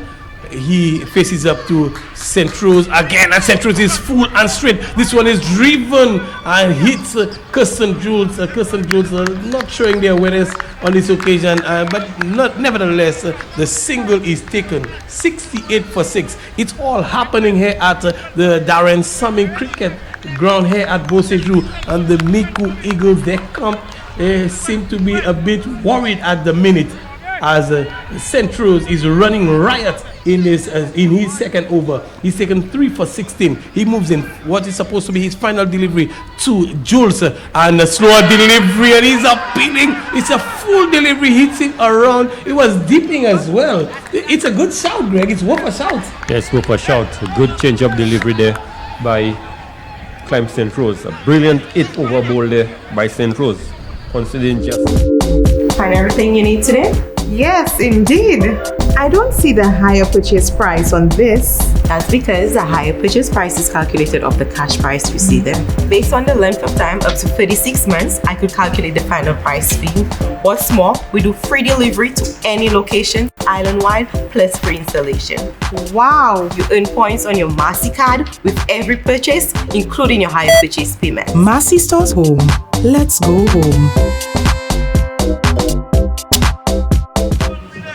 Message is coming out. So what is the message going to be? Shervin Charles, he's worried. It's so close for the Micoud Eagles, but yet so far, Greg. Yes, if my maths is any good, 16.5 needed per over. And the Eagles have not gotten anything past 12 as the highest in any over. So it's a big ask for the lower order. They will need somebody with the power of Canis Richardson to raise their hand there. Is it going to be Winnell Felix? Winnell Felix is played for the Mabwea Valley Renegades. He's represented Monrepo. He's represented the Denry District as well. And he faces up to Vince Smith. And this one is in the air, out towards Junior Henry. And it lands just short of him as he just moves in 1 run. Vince Smith is continuing. Captain Vince Smith is bowled 1.1. 1 for 9, and now Jules, it's all in the hands of Kirsten Jules. He's bowled well in this tournament for the Micoud Eagles. Now he's been called upon to do it with the bat. He surveys his scene there and faces up to Smith, and Jules is looking for the big heave, and he is bowled. The Cole Ports are hitting up here at the Darren Sammy Cricket Ground. Good bowling from the captain, Vince Smith. Yes, good bowling indeed, coming around the wicket and basically firing it stump to stump. It's a question of you miss and I hit, and certainly he has really turned up the hit there in the Cole Port, and the Eagles, they're not flying. These Eagles are grounded. Yes, certainly the Eagles are grounded here today, and they started off this tournament so well, but could not get over the line. It's a case of seeing the promised land and could not get to the promised land here. The Eagles, Vince Smith keeping his stump to stump. Kirsten Jules looking for the big heave out towards mid-wicket. Pressure is on him, but Vince Smith succeeding in pegging back his off-stump. Pressure situation, and Michael Chemo Shalry is coming in to add some chemotherapy to the situation. Will it work on this occasion? He faces up to Smith. Smith has given him deep mid wicket. There's a man at cow corner in Canis Richardson. You have a Junior Henry. He's at a long on, and there's a fine leg inside the circle. Smith into Shalry. What is it going to be? Smith into Shalry. Shalry goes for a big. He even misses Jason Simon. Very sharp outside off stump.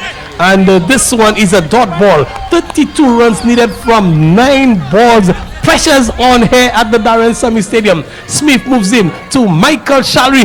Big hit, peels out the outside edge over the man at short third man, runs close to the boundary and goes over the boundary. 4 runs to Michael Shalry. Is it too little too late, Greg? Not at all. Again, Vince Smith just going wide on this occasion, and every occasion Vince has gone wide of the stump. He has been punished. Vince should just stick to the strip. It is not broken. Why fix it? Stump to stump. He needs to get it a bit straighter. He has the feel for a straighter bowling, and Michael Shalry should be asked to hit to beat these men in the outfield. This time it comes off the inside edge out towards short fine leg. Valence Setage is there, and they come through for a 127 from 7. It's going to take some fireworks at Darren Sammy to get the Eagles over the line here, Greg Wilson. Yes. If they were to get 6 in this over, you would have still needed 21 of 6. It's still a big ask. Smith into Felix, and Felix is hitting out towards long on. It's Junior Henry on the long on boundary, and only one taken, and that over comes to a close. It is 75 for 7. 9 overs completed. 6 balls left in the 2021 Dream 11 T10 St. Lucia Blast. And it is the Choiseul Colports lighting the fire here at the Darren Sammy Stadium. Will it be a magic from the likes of Felix and Michael Kimo Shalry to win it for the Eagles, or will it be the Colports continuing to blaze the trail to the championship? Audie Alexander will bowl the 6th over, Greg Wilson. Yes, I think the Colports are clear favorites at this point. 26 in 1. It would have to be a lot of indisciplined bowling to. One can feel it. Audie Alexander moves in to bowl to Felix, and this one is in the air. A fielder settles on it and takes it. It's another wicket, and here comes the dance. Here comes the fire. It is almost over for the Eagles. The high fives are coming out. Greg Wilson and the Colports, they feel they're in it, Greg. Certainly one hand on the championship already. Looks like Nick Joseph took a very comfortable catch. So Alexander coming in to bowl the final over, first delivery, getting the wicket of Winnell Felix. So certainly it's all over by the shouting. The writing is definitely on the wall. Writing is on the wall. I think we feathered the eagle as Alexander comes into Kimo. Michael Kimo Shalry. This is a dot delivery outside off stump. Kimo is looking for the big hit, and that's all he can look for at this point in time. He needs boundaries. He needs 6s. He's looking for the big one, and this one goes through to Jason Simon outside the off stump.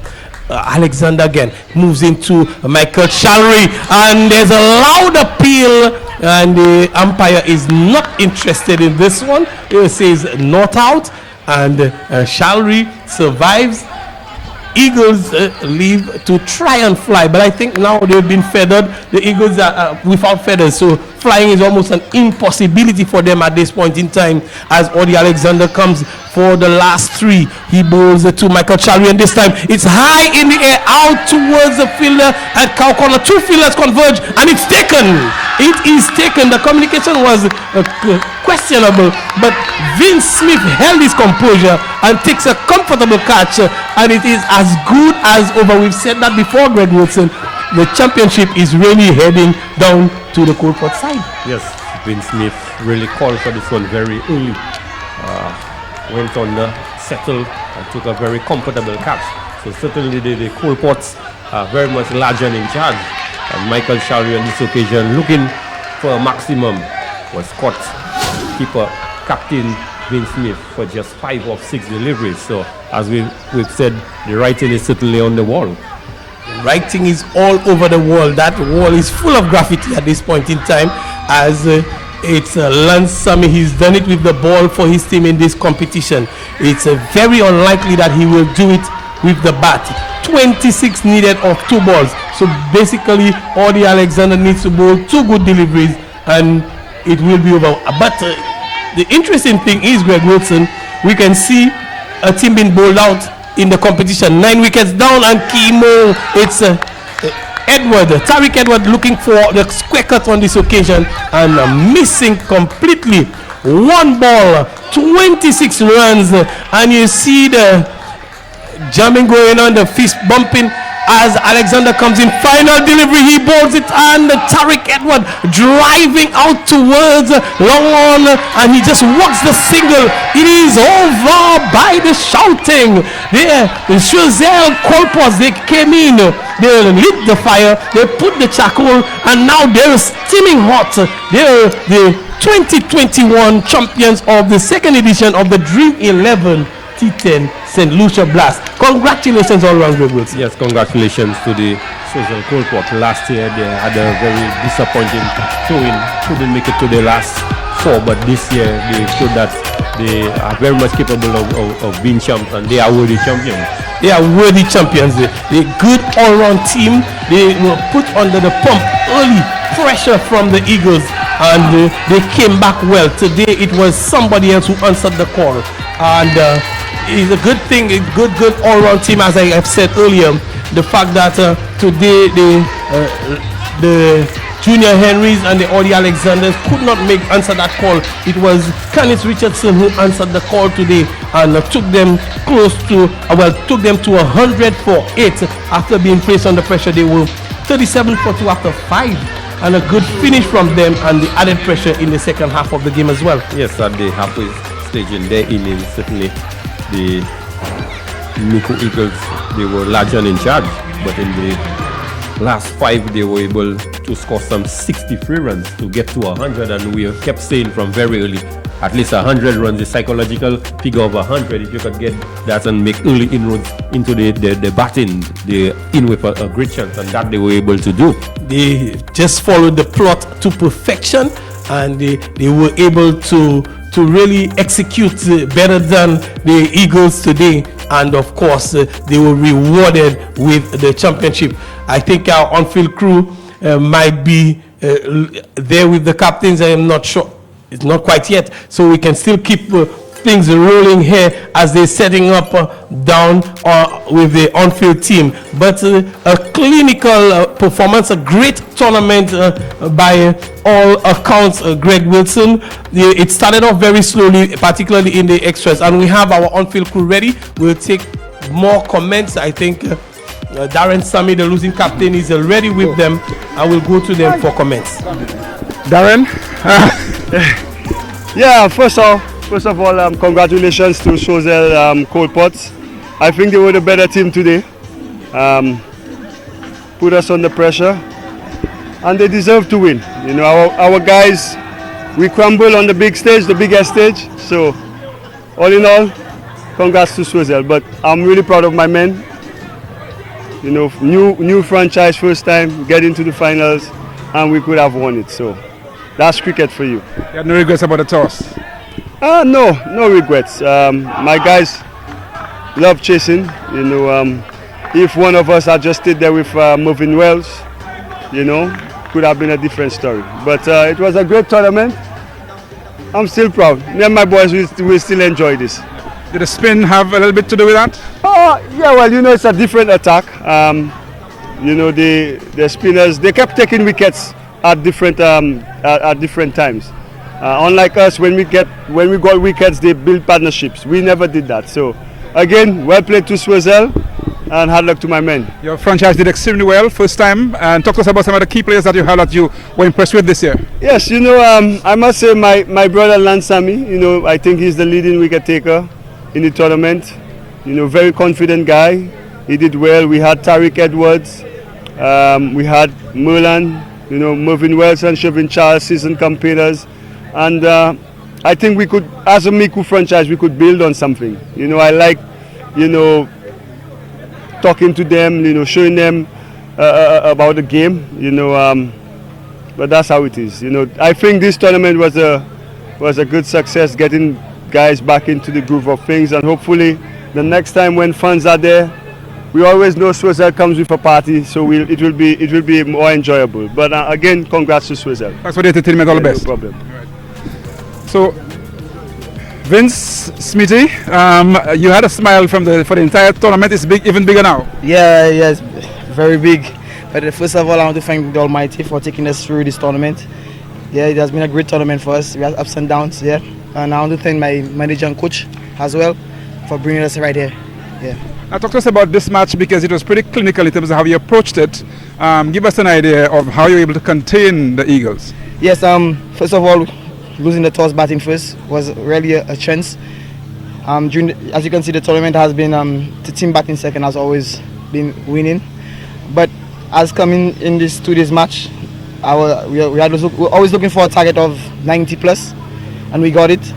And so all we try to do is just go down and bowl out them. But the spinners, I must recommend them very much, and our only pace bowler we used, he did his job. So I must say, I recommend my team a very good effort. So let's talk about some of the players that you're extremely proud of, who delivered for you this year. Yes, we are all-rounder Audi, Alexander, opening batter Junior, Henry has been scoring. As you can see, the whole tournament we were for two. But myself, Kanzin, and Jason, and our opening bowler, Clemson Rose, did a fantastic job taking 10 wickets in the tournament. And the next spinner again, Valaj and Mushi contributing as well. When you're coming into this match, I mean, we know that the Eagles had won quite a bit of the matches convincingly. In your case, was there anything that you were worried about coming into this final? Well, we have been studying them for the past tournament, watching them playing and knowing the weakness they has is to take early wickets and let's go to the death. Yeah, the bowling is not much, but they take wickets regular times. So we try to restrict that, but at the end of the day, it happened, and I'm very happy we won the tournament today. Congratulations, all the best. Celebrate. Thank you very much. Yeah, cheers. Mr. Theophan is joining us, the manager of the Coal Pots. I suppose you must be in heaven at this point. I'm very ecstatic, overwhelmed. Can't find words right now. Yes. Were you the one we heard screaming from across the pit? Definitely, definitely. Let's go boys, all the way. So talk to us about the manager. Give us an idea, how were you able to get them motivated for this big final today? What I've learned being a manager, you need to get your team to be a family, first of all, because we all come from different background, different cultural. So the first thing you need to do is get to know your team and have them become a family. And food does a very great part in that. You know, you feed them properly, and you keep them laughing, you get good results. Yes. And obviously, I'm sure you were proud of how they performed today. It was a challenging match, but they were able to deliver. Oh yes, very challenging, but we had a plan and we executed. We went there knowing that we're going against one of the toughest teams out there. So we went with a plan. So whether we batted first or second, we knew what we were going to do and we executed, thank God. Very good. Did everything work out as planned, or there were some changes you had to make as you went along? I had some changes to make because I have never bat up to number 8. It's always up to number 4. So I had some changes to make. But luckily for me, I do, like the coach and myself, we do know our players, so the changes were quite easily done. Talk to us a little bit about you. Do you work with cricket teams in Choiseul quite a bit? I am president of the Choiseul Cricket Committee, manager for the under-19s. I am manager for this cohort, also managers for the female team in Choiseul. So yes, I'm very much into the cricket. And just finally, just to clarify one thing, we've heard of the coal pots, we've heard of the clay pots. Which exactly is it? It's coal pots. Coal pots. Choiseul coal pots. Thank you, Esther. All the best. You're most welcome. Thank you. All right. Born from the same soil, growing stronger. Raised of our own sweat and toil, doing it together. I'll bank for you and me, taking us forward so proudly. First National Bank, the best of who we are. First National Bank, together we'll go far. The pride of St. Lucia, here to stay. Growing up, growing stronger, it's a First National way. Every day we're back in battle.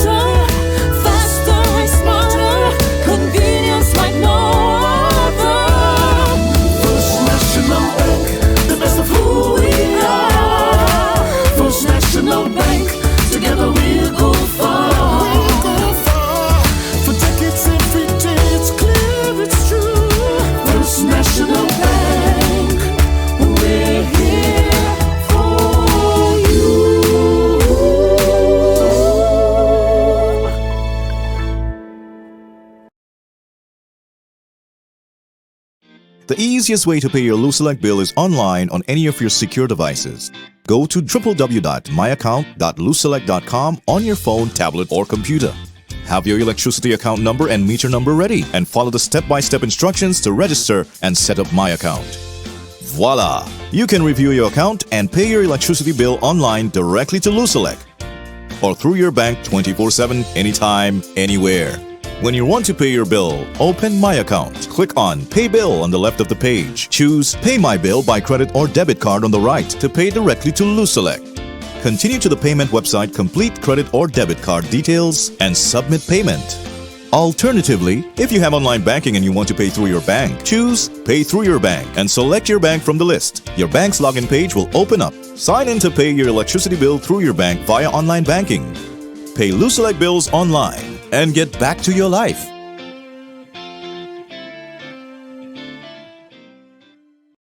Hi, I'm T10 John of the T10 John Project. Even when we're not rehearsing, we stay connected. Flow makes it easy with Flow bundle plans. My mobile phone, internet broadband to download and send files, my home office fixed line. All the services I need in one place. And guess what? The more services you use, the less you pay. Yep, get more and pay less. Guys, you can't go wrong on this one. Bundle today. Have you ever wondered how money can work for you? At Fix, we offer several investment options that can do just that. One option is the fixed deposit, which is a short-term investment where funds are deposited for a minimum of 1 year at an attractive rate, better than anywhere else. The fixed deposit is unique and tailored for both individuals and institutional investors and gives you the option to reinvest for another period after maturity.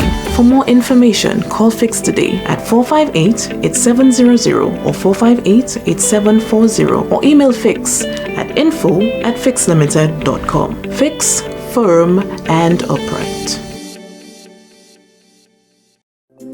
I have always lived along the coast of Labrie, and I could vividly recall as a little girl seeing the turtles making their way to the ocean. But my mother always reminded me that we need to protect our turtles. And as a teacher today, I try as much as possible to educate my students about the importance of protecting our natural resources, most especially our turtles. That's my library.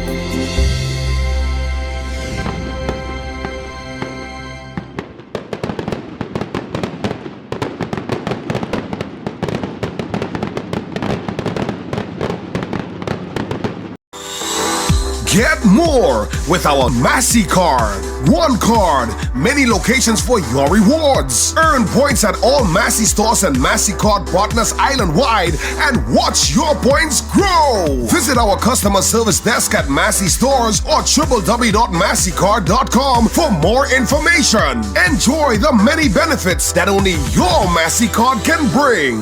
Let me say a special hello and wish a special greeting to everyone here assembled this afternoon. This tournament, which is the second edition of the Dream 11 St. Lucia T10 Blast, has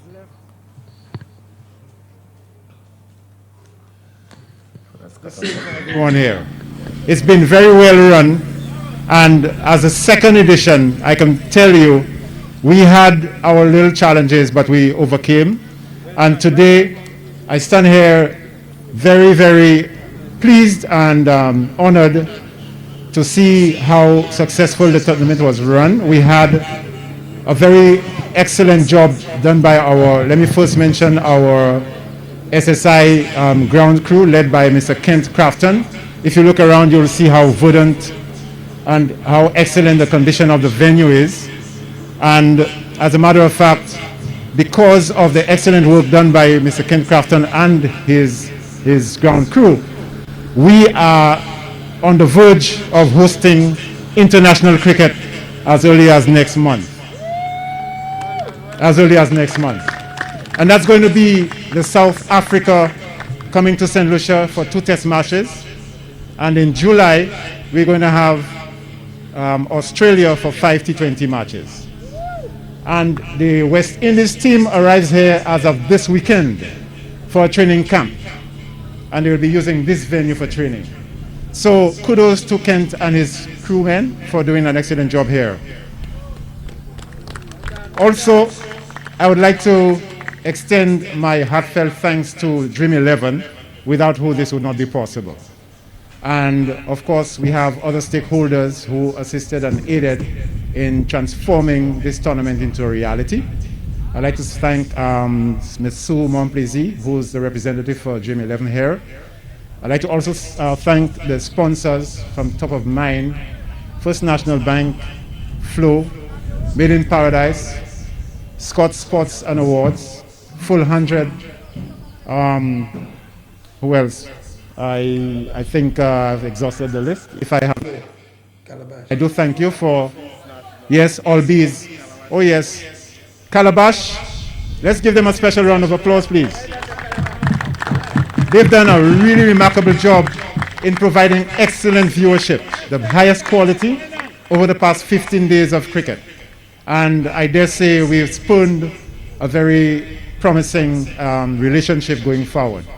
So without keeping you any longer, let me just say here that I'm very happy to see how this event has turned out, and we are looking forward to hosting another one before year end.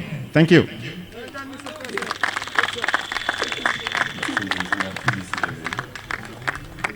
Like our president said, we are very, very grateful to Dream 11 for making this tournament a reality. And now I would like to call on the representative in St. Lucia, Ms. Sumo Plezi, to give some brief remarks.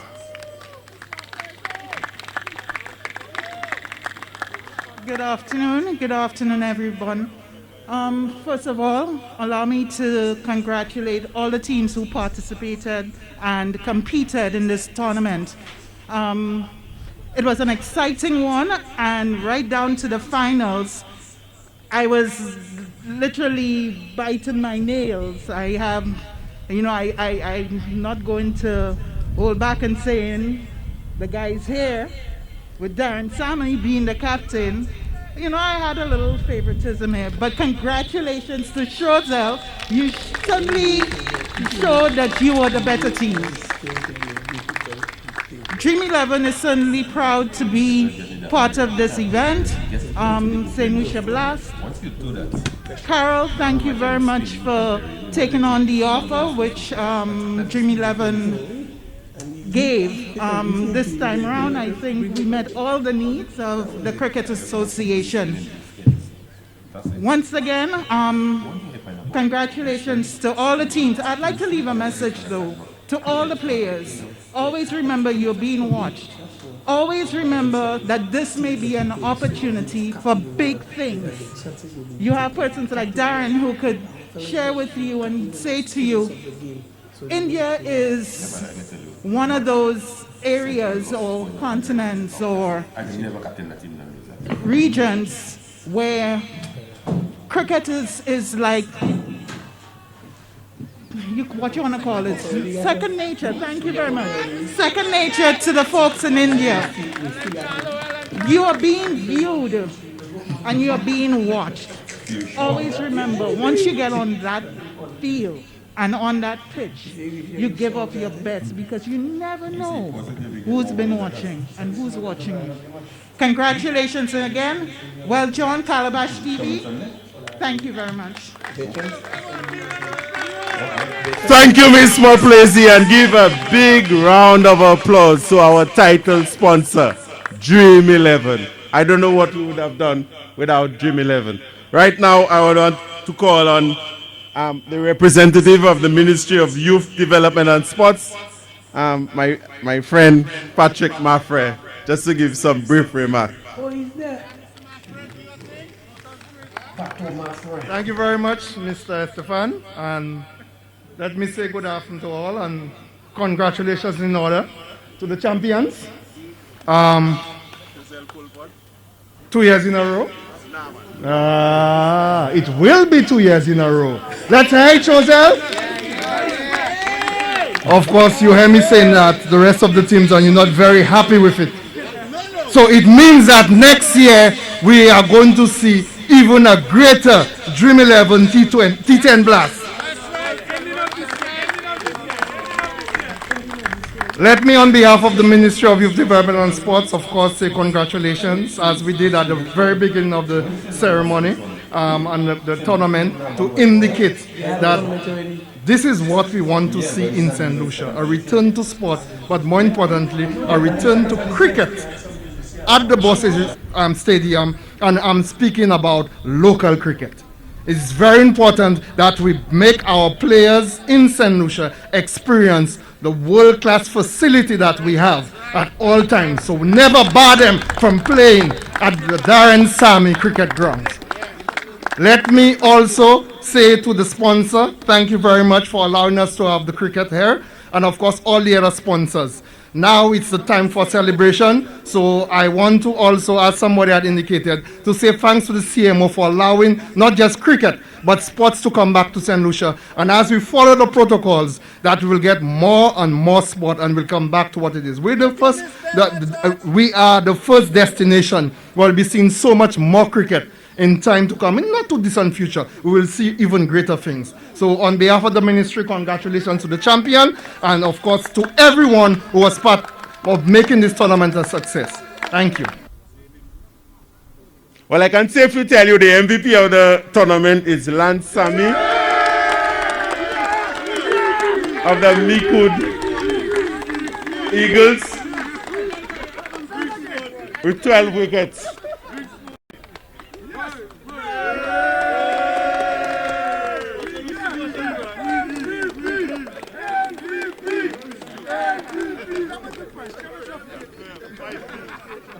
The second place trophy and medals. And of course, the Micoud Eagles, apart from getting the second place trophy, they get $5,000 cash money.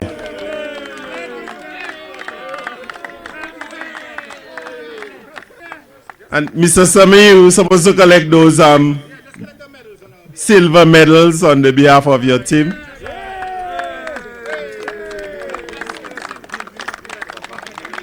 At this point, I want to acknowledge all of our sponsors: First National Bank, Made in Paradise, Full 100, Calabash TV, National Lotteries Authority, Blue Waters, Scott's. What should I put after Scott's? Scott's and Awards for manufacturing all our uniforms. Ladies and gentlemen, it gives me tremendous pleasure to announce the winner of the 2010 Dream 11 St. Lucia Blast, Choiseul Coalpots. And of course, Choiseul Coalpots get $10,000. Let me call on First National and then the St. Lucia National Authority. The two entities are splitting the $10,000. So the National Lotteries Authority is giving half, and then First National is giving the other half. Let's give our sponsors a big round of applause. First National Bank, and then the St. Lucia National Lotteries Authority. Ladies and gentlemen, I would like you to please put your hands together again for the Choiseul Coalpot winners of the 2010 St. Lucia Dream 11 St. Lucia T10 Blast.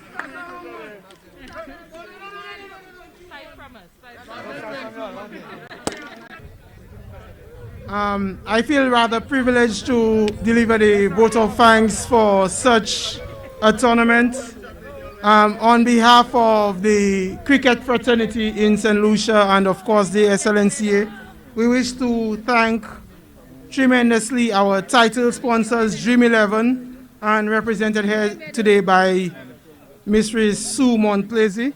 We wish to thank also Albies and Calabash TV, of course, for the superb display, the superb broadcasting. And we wish to thank Flo, Made in Paradise, Scott Sports and Awards, the Trophy Center, Blue Waters, Full 100, First National Bank, Kendall M. Gill and Associates for their contributions towards this tournament. And of course, we have to thank in a special way our curator, Mr. Ken Crafton, and his team for providing such excellent facility. The field, we got no complaints. Everything was tremendously done. And of course, the administration of SSI and the persons doing all the hard work in the background. We had the runners, we had the scorers, we had the commentators, we had the so many persons who contributed in one way or the other towards the success of this tournament. And of course, we need to thank them. My apologies, yes. We need to also thank the management and staff of the different teams. Without the teams playing, we would not have a tournament. And we owe it to the teams, the managers who prepared, spent weeks of preparation, who traveled here, gave up their work, gave up their family commitments and everything to be here with us to give us such a tremendous display of talent. We thank you immensely. And of course, we want to thank the executive of the St. Lucia National Cricket Association and the Board of Management of the St. Lucia National Cricket Association for having negotiated and having executed such a great tournament. And last and by no means least, I wish to give thanks to the Almighty for humbly gracing us with the perfect conditions for this tournament, and of course to keep us in good health and good faith so we can live on to see another Dream 11 tournament. I wish to thank you everybody for your contributions. Thank you.